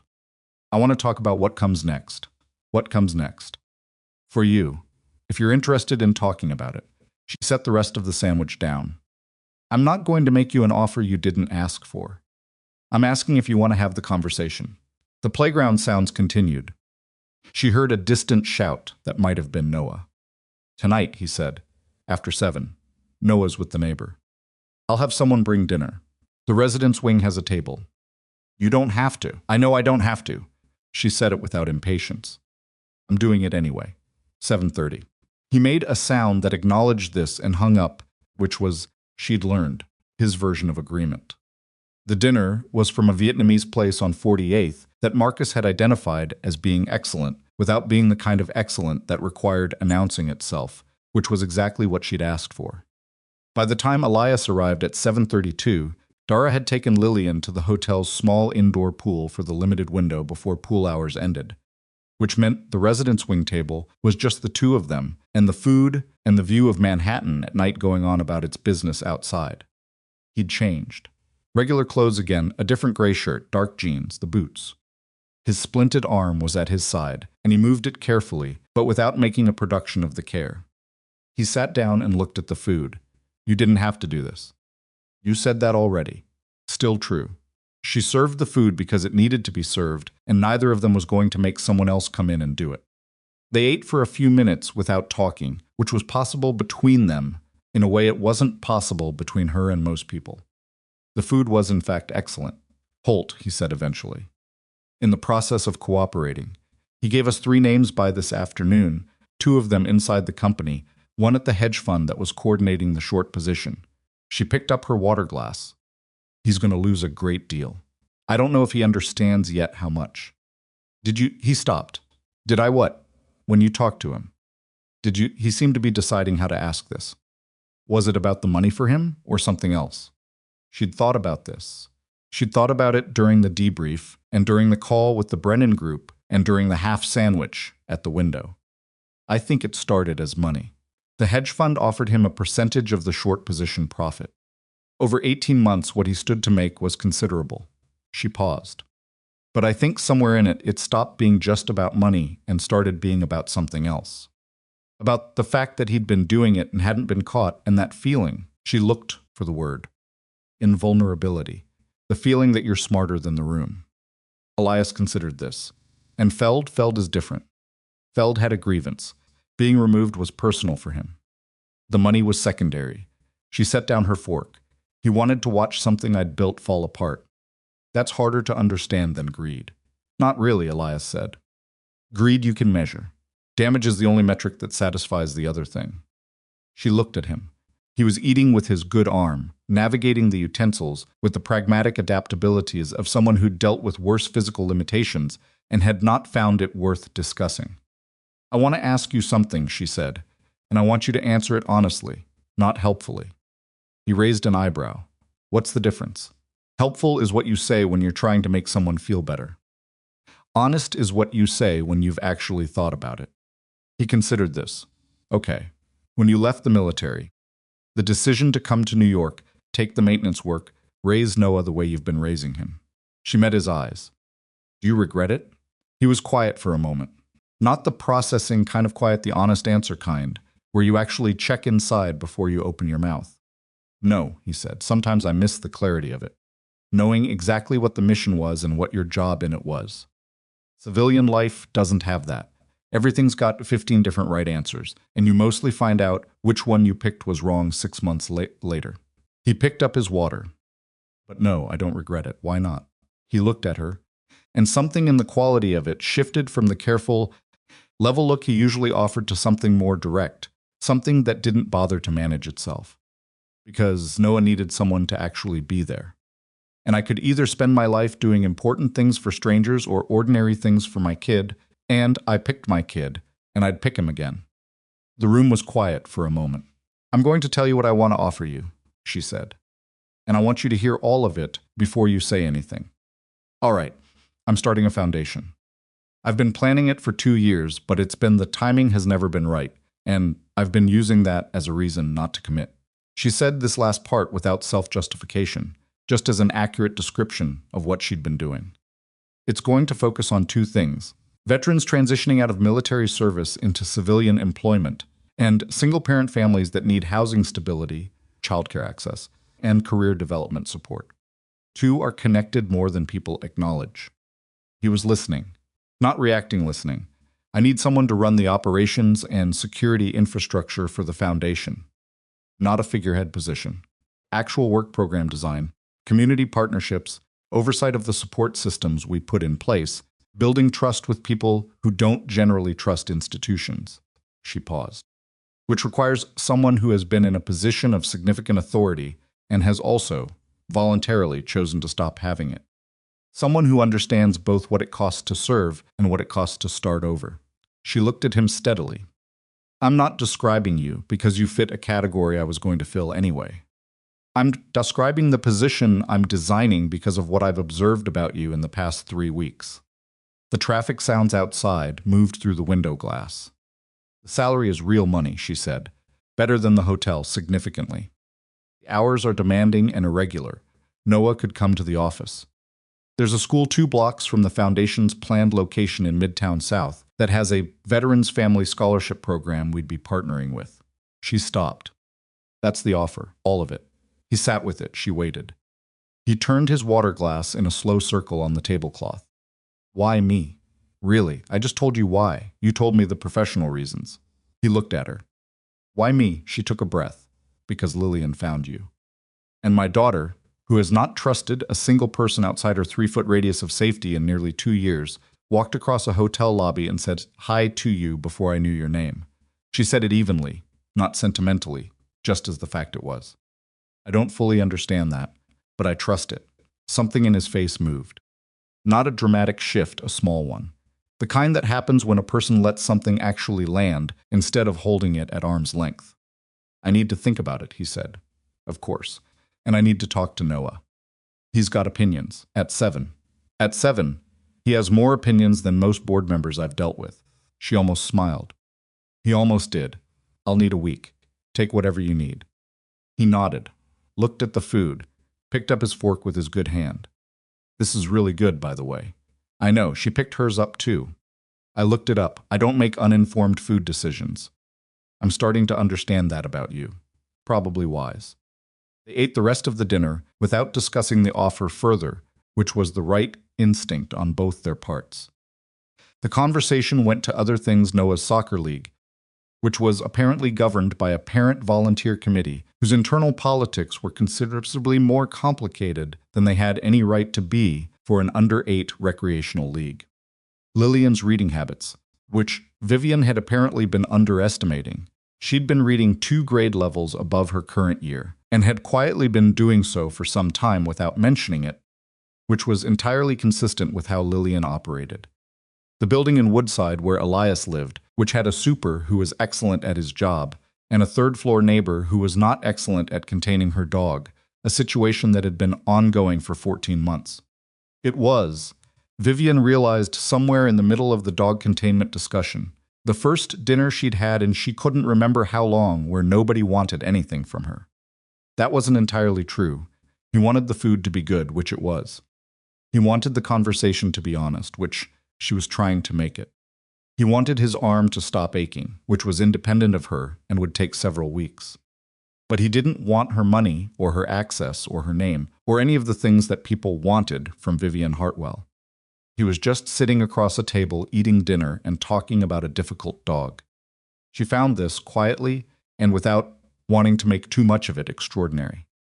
Lillian came back from the pool at 9:15 with damp hair and a towel around her shoulders and stopped in the doorway when she saw Elias still at the table. "You stayed," she said. "Your mom makes good food decisions," he said. Lillian considered this. "I know. She always smells the melon before she buys it." She walked to the table with the directness she'd recovered, not toward Vivienne, not immediately. She stopped beside Elias and looked at his splinted arm on the table. "Does it still hurt?" "Less than this morning. Ice helps." "I know. I used it." "Good." She pulled the folded piece of hotel stationery from somewhere she'd been carrying it, Vivienne realized, all day and set it on the table in front of him. "This is for you. It's captained with a friend so he won't be lonely." Elias looked at the drawing, both horses, the field, the considerable care she'd put into the main details. He was quiet for a moment. "Thank you," he said. "You can keep it at the new job," Lillian said. "If you take it. Mama told me you might." Vivienne looked at her daughter. "I told you we'd talked about it. That means you asked him." Lillian looked at Elias with the frank assessment she applied to things she found important. "You should take it. You'd be good at it, and Noah's school would be better, because he's been complaining that his current one has not enough sports." Elias stared at her for a moment. "He mentioned that?" "He told me at the park. He said the equipment is bad." She picked up Captain from where she'd left him on the table. "I'm going to go to bed now. Good night." She looked at Vivienne. "Will he be here in the morning?" Vivienne opened her mouth. "I live in Queens," Elias said. "So no." Lillian absorbed this. "Okay." She looked at him. "You should eat the rest of the food before you go. It's good, and you need to keep your strength up." She said this in the tone of someone delivering genuinely useful information. "Dara told me that. I'll remember that," he said. Lillian nodded and walked down the hall toward her room, apparently satisfied. The residence wing was quiet again. The food was mostly finished. Outside, Manhattan was doing its late evening thing, the specific quality of city light at 10 o'clock, when the hard business of the day has ended, and the night's business hasn't fully started, a brief lull in the frequency of the noise. "She told me you'd be good at the job," Elias said. "She's 6 3/4. He looked at the drawing on the table. "She doesn't say things she doesn't mean." "No," Vivienne said. "She never has." He folded the drawing carefully and put it in his jacket pocket. He stood, and she stood, and they walked to the door of the residence wing the way people walk somewhere when they haven't agreed on the pace and end up just matching each other's without discussing it. At the door he stopped. She opened it, because it was her door, and the hallway beyond was empty and lit with the hotel's standard late evening lighting, which was warm and quiet and designed to suggest that everything was fine, which in this moment was not entirely a lie. "The offer," he said. "Yes. I'm not going to take it because of what happened last night," he said. "I want to be clear about that. That's not a debt I'm repaying. I know. And I'm not taking it because Lillian told me to. I know that too. I'm going to think about it seriously because it sounds like something worth doing and because he stopped. Try it again. Because the work you're describing is work I know how to do and haven't been doing. And that's starting to feel like a waste. He said the last part like he'd been deciding whether to say it for a while. Why I'm considering it. She nodded. That's the right reason. He held out his good hand. It was a simple gesture, the handshake of two people finishing a business conversation, and she took it. And it was also not only that, and both of them understood the other thing without needing to name it. Weak, he said. Weak, she agreed. He went down the hallway toward the elevator, and she watched him go until the elevator doors opened, and he stepped in, and she noticed because she noticed things that he was careful not to bump the splinted arm on the doorframe as he entered. A small accommodation made without any fuss, the kind of thing that spoke to the character of a person more accurately than almost anything they said. She closed the residence wing door and stood in the quiet of it. 3 weeks ago, she had watched her daughter say hi to a janitor in a hotel lobby and felt the ground shift under something she'd built her whole adult life on top of the certainty that enough money and enough expertise and enough applied. Intelligence could solve any problem worth solving. The ground was still shifted. She didn't think it was going back. She went to Lillian's room and opened the door quietly. Her daughter was in bed, already half asleep, Captain on the pillow beside her. Mama, Lillian said, without opening her eyes, I'm here. Is Elias going to be okay? Yes, she said. Lillian made a small sound that was either doubt or acknowledgement, hard to say, in the dark, in the particular language of a child already most of the way to sleep. Then he needs people. Vivienne sat on the edge of the bed. What do you mean? He has Noah, Lillian said, mostly to the pillow. But Noah needs him. That's different from someone who just... She lost the sentence somewhere in the approach to sleep, and Vivienne waited, and it came back quietly, who just wants to be around him because of him. Vivienne sat with this for a moment. She thought about Elias on the floor of a tunnel with a child's hand on his injured arm. She thought about him telling Noah he could come to the office. She thought about the drawing of 2 horses, now in his jacket pocket, heading back to Queens on the subway with a fractured arm, because that was simply the kind of thing he did, and it had not occurred to him that it was notable. I think he's going to be fine, she said quietly, to her daughter who was now asleep. She meant it. She also meant it about more than the arm, and she was fairly certain that Lillian, even asleep, would have understood the distinction. She sat there for a while in the dark, listening to her daughter breathe, with the city outside and the quiet inside, and the specific feeling of things having changed in a way that was going to require a new kind of paying attention. She realized, looking forward to it. Not to the foundation work, though she was. Not to the Brennan deal closing, though it would. Not to the legal proceedings that would resolve over the coming months in the complicated way that legal proceedings resolved. To the morning. Just the next morning, and what it would look like, and whether Elias had eaten the rest of the food before he left. She hoped he had. He needed to keep his strength up. Lillian had said so. He called on the 6th day. Not the 7th, which she'd given him, and not the 5th, which would have felt hasty. The 6th day, at 10:40 in the morning, while she was in a meeting with her restructured security infrastructure team, that she was going to have to pause anyway because the meeting had run long, and was beginning to circle the same three points the way meetings did when. Nobody wanted to be the one to make the final call. Stepped out into the corridor and answered. I talked to Noah, Elias said. What did he say? He said, and I'm quoting directly, that the office better have a good chair because his back hurts at his current desk. A pause. He's 7. I don't know where he got a current desk. He has opinions. He has opinions, Elias confirmed. He also said, she could hear him deciding something on the other end. He said it would be good for me to work with people who need help getting back on their feet. Because that's what we did when his mom died. People helped us get back on our feet.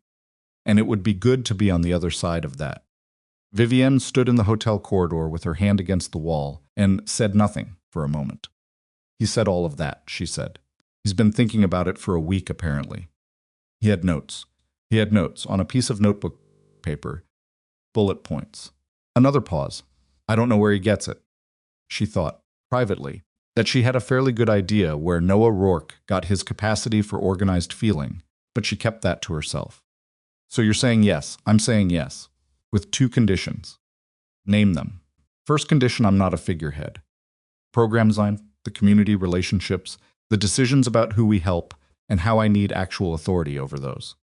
Not advisory, actual, agreed. That's why I'm asking you. Second condition, a different kind of pause, shorter but heavier. I'm not going to be good at all of it. Some of the administrative side, the budgets, the grant reporting, the institutional communication, I'm going to need support because that's not where my skills are. And I'd rather say that now than 6 months in. She felt something that was not quite surprise and not quite its absence. In her experience, people took jobs and overpromised their competence in areas they were uncertain about, because admitting limitation up front felt like disqualifying yourself. He had done the opposite. He'd named his gaps before she could find them. Marcus handles all of that for me, she said.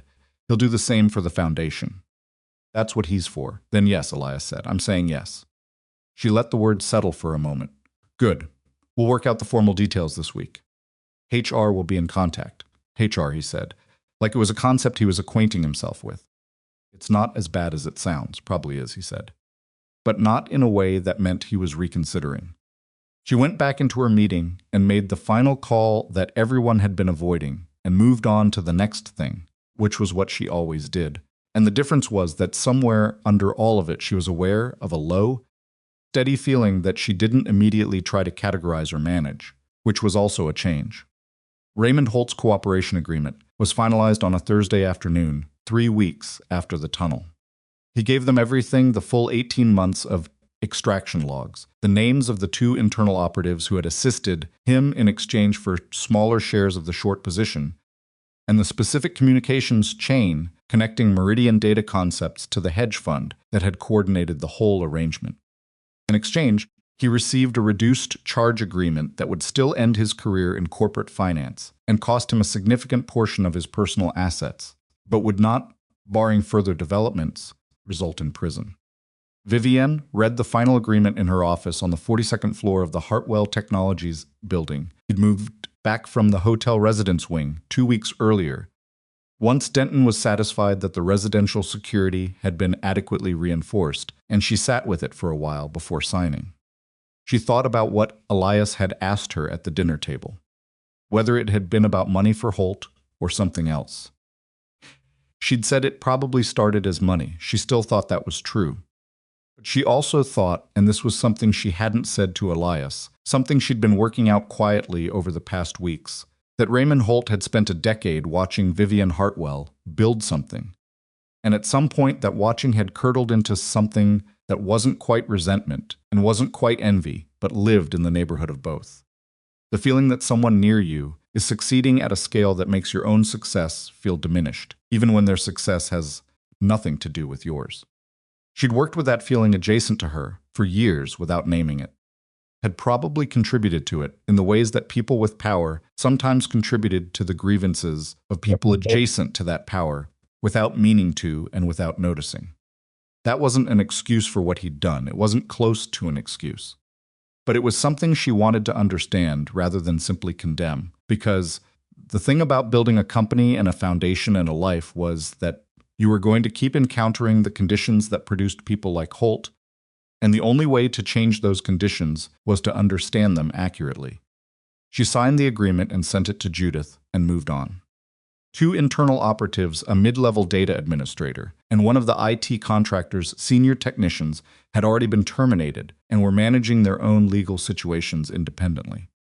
The hedge fund was under investigation by the SEC, which was a process that would take years and produce outcomes she'd have no control over, and had decided to stop spending energy anticipating.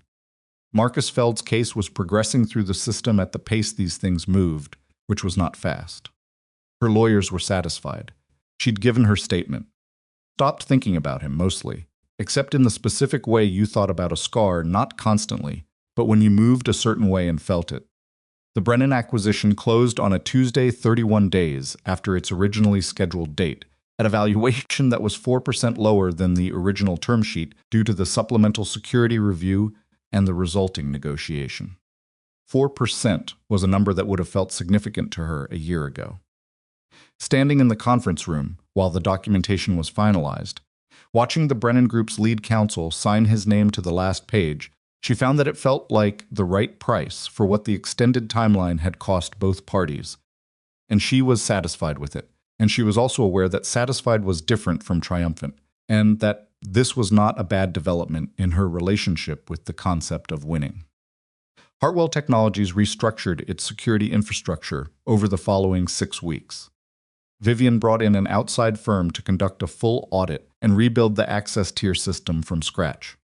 She attended every briefing herself rather than delegating to a summary, which her team found unusual and which she found necessary. The lesson she was taking from the past year was not that she'd trusted the wrong people. She'd trusted people with positions and credentials, which was reasonable, but that she'd stopped paying attention to the texture of things. The daily grain of the organization, the small signals that something was off. The way Raymond Holt's explanations had occasionally been slightly more elaborate than the questions required. She'd been too busy to notice, and being too busy was a choice, even when it didn't feel like one.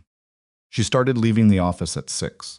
Not every night there were nights that required more, and she didn't pretend otherwise. But by default, 6. Her assistant Marcus had looked at her the first week, like she'd started speaking a foreign language, and by the 3rd week had simply adjusted his own schedule accordingly, which was also a change. The Hartwell Family Foundation, the name was Lillian's suggestion. Delivered with the matter-of-fact certainty she applied to most things she'd decided on, opened its doors on a gray November morning that smelled of imminent rain and the particular damp of New York in autumn. The offices were on the 4th floor of a building in Midtown South that Vivienne had purchased rather than leased, because Elias had pointed out in the planning stages that programs built on leased space were programs perpetually at the mercy of a landlord's decisions, and that the people they were trying to serve had enough experience with that particular instability already. She'd bought the building. They occupied the 4th floor and leased the remaining space to a medical nonprofit and a legal aid organization, which created the kind of cross-referral network that made everyone's work more effective, and which Elias had sketched out on a napkin at their 3rd planning meeting, and which Marcus had then turned into an actual operational document over the following 2 days. Elias had been right that he wasn't naturally suited to the administrative architecture. He was also right that it didn't matter, because what he was suited to, and what no amount of administrative efficiency could replace, was the thing that happened when he sat across a table from a veteran who had been out of the military for 3 years and was still sleeping on a cot in his brother's spare room and had tried 4 jobs and left all of them because the noise level was wrong, or the supervisor reminded him of someone, or the routine didn't hold against the weight of what was underneath it. What happened in those meetings was something Vivienne had observed twice and had then stopped observing because she felt that observing was the wrong relationship to have with it. It was private in the specific way that 2 people being honest with each other was private, even in a conference room with a glass wall. She'd asked him about it once. What he said in those meetings. Not much, he said. I ask about what they're good at. Not what their job history says, what they're actually good at. Usually different things. He'd paused, and I'd tell them about the warehouse job, the first year after I left, how bad I was at being ordinary. She hadn't asked him to elaborate. She'd understood that the elaboration was the thing he saved for the conference room with the glass wall, for the people who needed it more than she did. The foundation's first cohort was 43 families. 21 were veterans, men and women ranging from 26 to 58, from 3 different branches with service histories that spanned 2 decades of conflict and its aftermath. The remaining 22 were single-parent households flagged through a partnership with the city's family services network. People who were working and trying, and whose situations were somewhere in the specific gap between crisis and stability where institutional help stopped and personal triage began. The partnership with the school 2 blocks away, the Veterans Family Scholarship Arrangement Vivienne had mentioned to Elias on the night of the offer, enrolled 11 children in its first semester, including 3 from the Foundation's veteran cohort. Noah was already enrolled there, had been since September, and had opinions about the equipment that he was apparently expressing through proper channels, which was to say he had written a letter to the school's parent committee about the state of the soccer goals that Elias had read once, and then carefully not mentioned to Vivienne, who found out anyway through Marcus. who found out through the school's administrative coordinator, and who then arranged a modest equipment donation through the foundation's community partnership budget without telling Elias until after it was done. He'd found out at pickup one afternoon when Noah ran toward him across the field past two new portable goals and said, "Dad, did you know Ms. Hartwell got us goals?" with the particular wonder of a 7-year-old encountering a good thing without its full context. Elias had looked at Vivienne, who was standing at the school gate, having coincidentally arrived at the same pickup time, for reasons that were only partially coincidental. "Equipment donation," she said. "Foundation community budget." He had looked at her for a long moment with an expression she couldn't fully read, not quite amusement, not quite something more than amusement. "You could have told me," he said. "I could have," she agreed. "You didn't because you thought I'd argue. You would have argued. I would have had reasonable concerns about the appropriate use of mine. You would have argued," she said.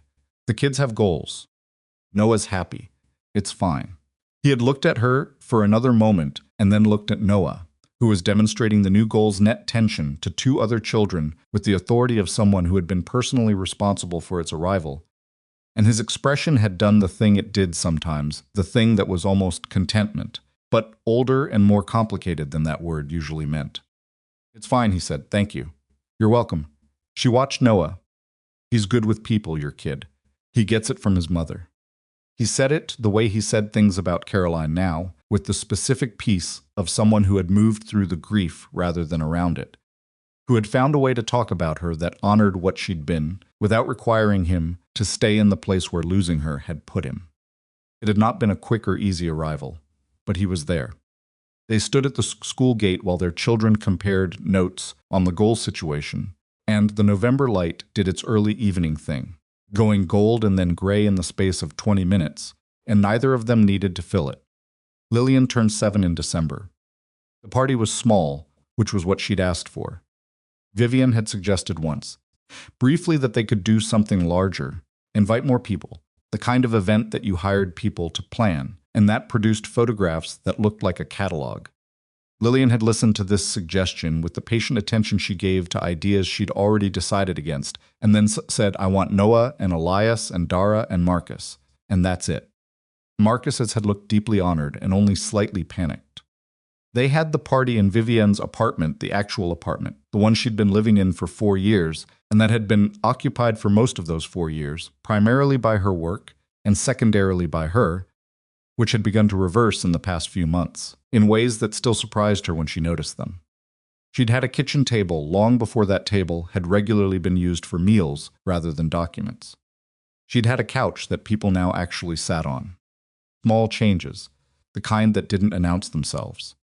Elias came with Noah, and with an impractical gift that Noah had chosen with great conviction, a second-hand illustrated encyclopedia of horse breeds that was missing its dust jacket and had someone else's name written in the front in pen, and which Lillian received with more genuine pleasure than any of the considered. Appropriate gifts that had arrived from corporate contacts and distant relatives. She sat on the couch and went through it with Noah, while the adults managed the business of cake, and Vivienne stood in the kitchen doorway, watching her daughter explain to Noah the differences between Andalusian and Lipizzaner confirmation with the focused authority of a person sharing something they had strong feelings about and had found a worthy audience for. "She's different," Elias said. He was beside her with coffee because he'd found the coffee before anyone else had, which was a habit she'd documented. "She is," Vivienne said. "Not different from who she is. Different from who she was when she couldn't get out." Vivienne looked at her daughter. "She's still careful. She still weighs the cost before she speaks." "Yeah," Elias said. "That's not going to change. That's just how she's built." "I know." And she did know, now in a way she hadn't known a year ago. She'd spent a year thinking that the carefulness was a symptom, something to be treated toward its opposite. She'd stopped thinking that sometime around the Thursday, in the maintenance corridor, when Lillian had stood in front of Marcus Feld in her star-print pajamas and declined to sit down because it smelled bad, and Vivienne had understood that this child had never been broken. She'd just been waiting for conditions that made the cost worth paying. "Do you ever think about what would have happened?" Vivienne said, "if she'd run to someone else that night? Any other person in that lobby?" Elias was quiet for a moment. She didn't, he said. I know, but do you ever think about it? Sometimes, he said. In the middle of the night. The way you think about things when you can't sleep. He turned his coffee cup once in his hands. I think she knew. Not consciously. Kids read things we don't know they're reading. She saw something and made a calculation. He paused. I think she's been making those calculations the whole time. Adults just misread them as failure. Vivienne had thought about this too. She'd thought about it in the context of her own decisions, the professionals she'd trusted, the approach she'd taken, the ways she'd framed her daughter's silence as a problem to be solved rather than a language to be learned. She'd been wrong in a way that was forgivable, and that she'd forgiven herself for, slowly and imperfectly over the past months. The forgiving wasn't clean. Some nights she still lay awake and reviewed the 2 years of failed appointments and specialist consultations, and the look on Lillian's face at the charity dinner, when Patricia Holt had aimed her enthusiasm at her like a weapon. But she was getting better at letting the review end rather than running it on a loop. I made it harder for her, she said. Not as a confession she was past the stage where saying it felt like opening a wound. More as a fact she'd accepted and was stating plainly. The way I handled it. The management of it. You were trying to fix it, Elias said. That's what you do.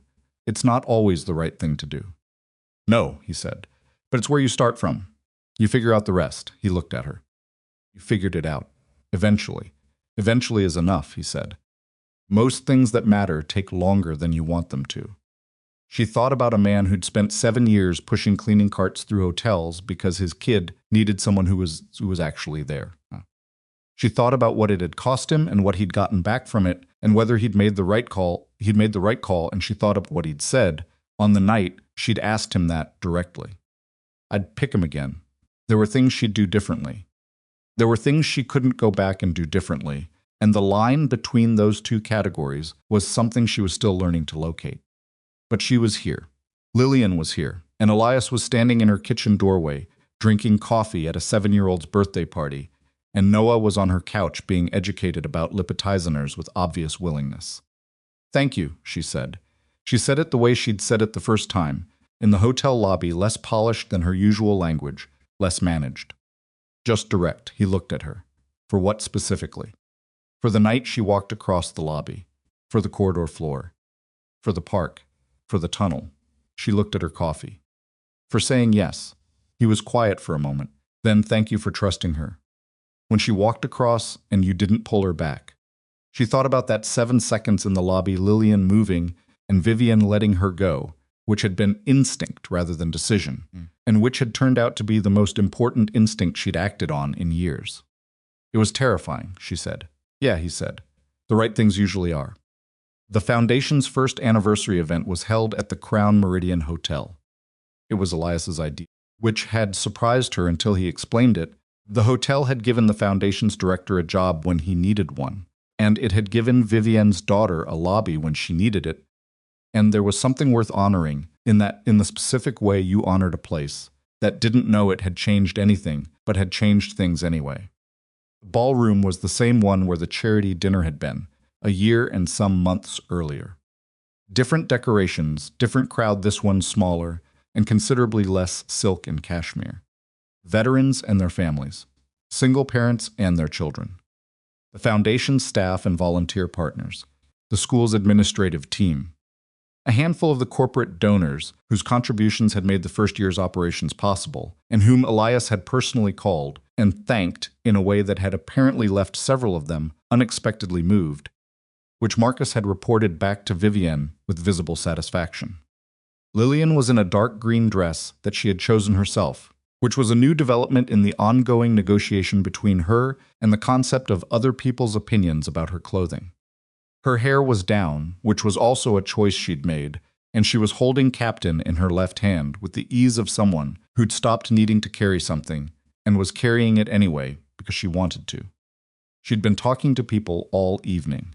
Not everyone, she still weighed the cost, still chose her conversations with the care she'd always applied to them.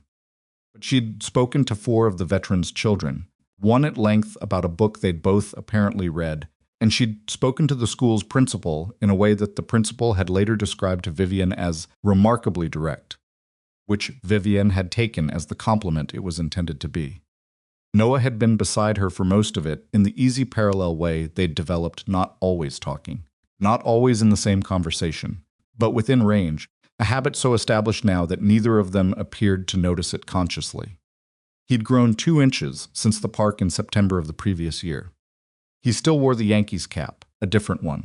Now the old one had finally collapsed beyond dignity, and he still had his father's eyes and his particular quality of assessing a situation without broadcasting the assessment.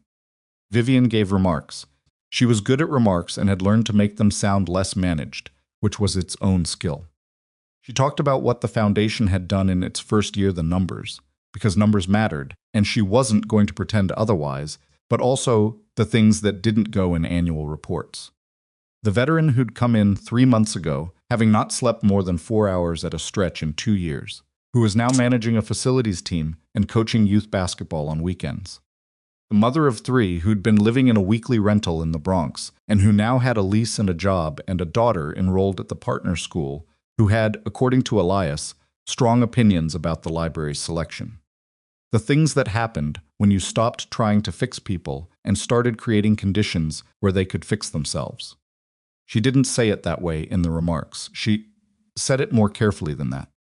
But that's what she meant, and the people in the room who'd lived it understood her. Then she looked at Elias, who was standing at the side of the room with his arms crossed in the way he stood when he was watching, something he'd helped build and was not going to admit he was proud of. And she said, "The person who taught me the most about this work in the past year is also the most reluctant to be thanked for it, so I'll keep this brief. He showed me that the most valuable thing you can offer someone who is struggling is not a solution.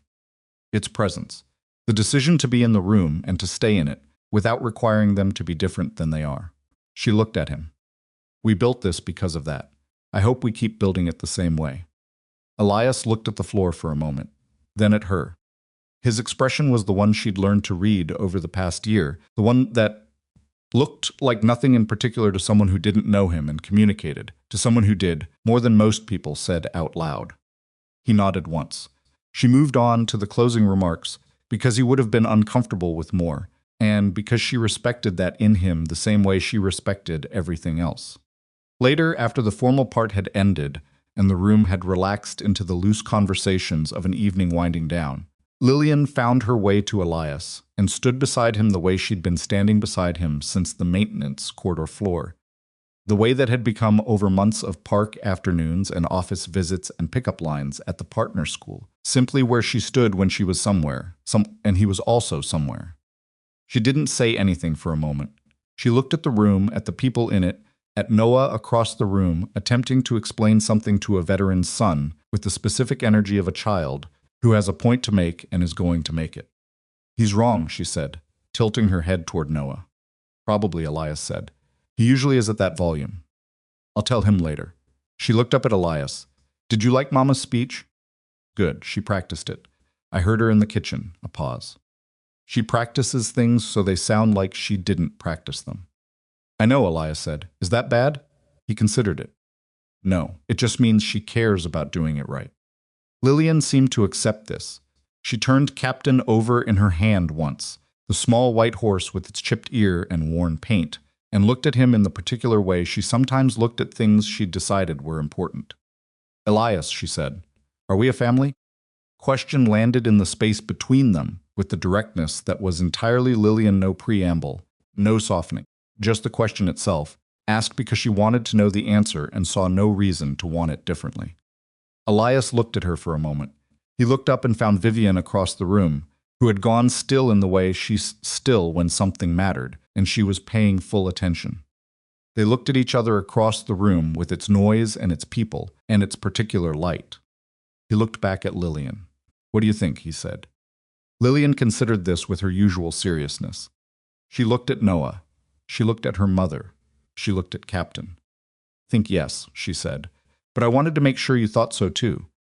Crouched down to her level, not the way adults usually crouched. The performing attention kind just shifted his weight so he was where she was, which was the first thing she'd ever noticed about him, in a hotel lobby 14 months ago. "Yeah," he said. "I think so too." Lillian nodded, satisfied. and went to correct Noah about whatever he was wrong about. Elias stood up and crossed the room, and Vivienne met him halfway without either of them deciding to, and they stood in the middle of the ballroom, with the event carrying on around them. And she looked at him, and he looked at her, and there wasn't a word for exactly what passed between them that was better than the thing itself. Vivienne said. She wanted to be sure. It's very her. Yeah, he said, it is. Vivienne looked at the room. At Lillian, already mid-correction with Noah, who was listening with the reluctant attention of someone who suspects they were wrong, but wants more evidence. At Dara near the door with her own glass of water, watching Lillian with the specific expression of someone who has watched a child become more fully themselves and considers it the best work they've ever done. At Marcus, who had found the most organized corner of the room and was managing 3 things on his phone while maintaining a conversation, because Marcus would always be Marcus. The marble floor of this lobby where a small girl had crossed an impossible distance to say one word to a stranger and changed, in doing so, the direction of more lives than she knew. There was a version of this story, Vivienne thought, where she'd had Elias removed from the premises that first night. Where Denton's assessment had landed differently. Where she'd trusted the professional consensus over the evidence of her own eyes. Where Lillian had grown up with a mother who kept trying to fix what was never broken, in a world where the right kind of quiet went unrecognized by everyone paid to recognize it. There was a version where Elias had said no. Where the gap between a janitor and a billionaire had been too wide and too cold to cross, and he'd stayed on his side of it because staying was safer and because crossing things that didn't need to be crossed was how people got hurt. There was a version where none of this was possible. She'd lived long enough and watched enough fall apart that she thought would hold to know that the version you ended up in was not guaranteed, was not the product of deserving or effort or good intention alone, was partly luck, partly instinct, partly the specific courage of letting go of the rail at the right moment. What she understood now, what the past 14 months had made legible to her in a way that nothing before had, was that the greatest failures of her life had not been the business failures, the deals that fell apart, the trust that was broken. The night she'd spent recalculating a problem that wasn't yielding to calculation. The greatest failures had been the moment she'd been too afraid or too busy or too certain of her own competence to simply be present, to be in the room, to let the silence be what it was and wait to see what came out of it. She had not been a bad mother. She had been a mother who was trying in the wrong direction, which was not the same thing, and which was fixable in ways that bad wasn't. She had not chosen the wrong people. She had stopped paying attention to people, which created the space for the wrong ones to move in, which was also fixable, and which she'd fixed, and which she was continuing to fix in the ongoing and imperfect way that fixing things actually worked. And Elias had not saved her. He hadn't saved Lillian. He'd shown up and been still, and let a small girl make her own decision about whether the cost was worth paying. That was the whole of it. That was also, she'd come to understand everything. She took his hand. Not dramatically, they were standing in a room full of people, and neither of them was dramatic by nature. Just reached over and took it, the way you reach for something you've decided you're not going to keep holding back from. He looked at her. She looked at him. "Thank you for staying," she said. He was quiet for a moment. His hand tightened around hers, briefly, the way a person holds something they're not going to put down. "Thank you for letting me," he said. Across the room, Lillian had apparently concluded her correction of Noah, who had the expression of someone who has been proven wrong and is processing it. She looked over at her mother and Elias, and her face did the thing it did now, not quite a smile, something more specific than that. The look of a child who has arranged something she's satisfied with and is watching it hold. She turned back to Noah, said something, and Noah looked across the room too, and then looked at his father and gave him a thumbs up, with the unself-conscious confidence of a boy who has decided things are good and sees no reason not to say so. Elias looked at his son for a moment, then at the ceiling, then straight ahead, which Vivienne had learned, was what he did when something moved him that he hadn't prepared to be moved by. The evening continued around them. The veterans and their families, the single parents and their children, the people whose lives were in the slow and difficult process of becoming what they were supposed to be. The noise of a room where people were letting their guards down, which was Different from the noise of a room where people were performing ease, you could tell the difference if you'd spent enough time in both. Some things only come to people who have stopped trying to acquire them. That was not a comfortable truth when you had spent your life building the capacity to acquire things. It was also just true, in the plain and resistant way that true things were, regardless of your comfort with them. There was no formula for what had happened here. No strategy, no application, no optimized outcome. A little girl had crossed a marble floor because something caught her attention and she decided the risk was worth it. A man had stayed still because that was what the moment required, and he had learned, at great cost in another life, to read what moments required. A mother had stood back and let it happen because some instinct she hadn't known. She had told her that her hands needed to be at her sides. That was all. That was everything. The rest, the foundation, the restructured company, the fractured arm healed into a slight stiffness on cold mornings, the horse encyclopedia missing its dust jacket, the Yankees cap replaced, the drawing of two horses carried in a jacket pocket until it wore through at the fold. The rest was what happened when three people who needed something they couldn't name found themselves in the same room and chose to stay. Captain sat on Elias's desk at the foundation office now, next to the drawing Lillian had done on hotel stationery, which Marcus had quietly framed without being asked. Plastic horse, slightly scuffed with a chipped ear and worn paint. Unremarkable to anyone who didn't know. Irreplaceable to anyone who did. The greatest things rarely announce themselves. That was something you learned late, usually, when you'd spent a long time listening for the wrong sounds. Vivienne Hartwell had been 30 years old and the youngest billionaire in 3 zip codes and had stood in a hotel lobby, unable to reach her own child. She was 31 now, and she was standing in the same hotel, holding the hand of the man her daughter had chosen, watching the room full of people who were finding their way back to something, and she was not trying to fix anything. She was just there. It turned out that was enough. It had always been enough. It had just taken the right 6-year-old and the right quiet man and one small white horse named Captain to show her how.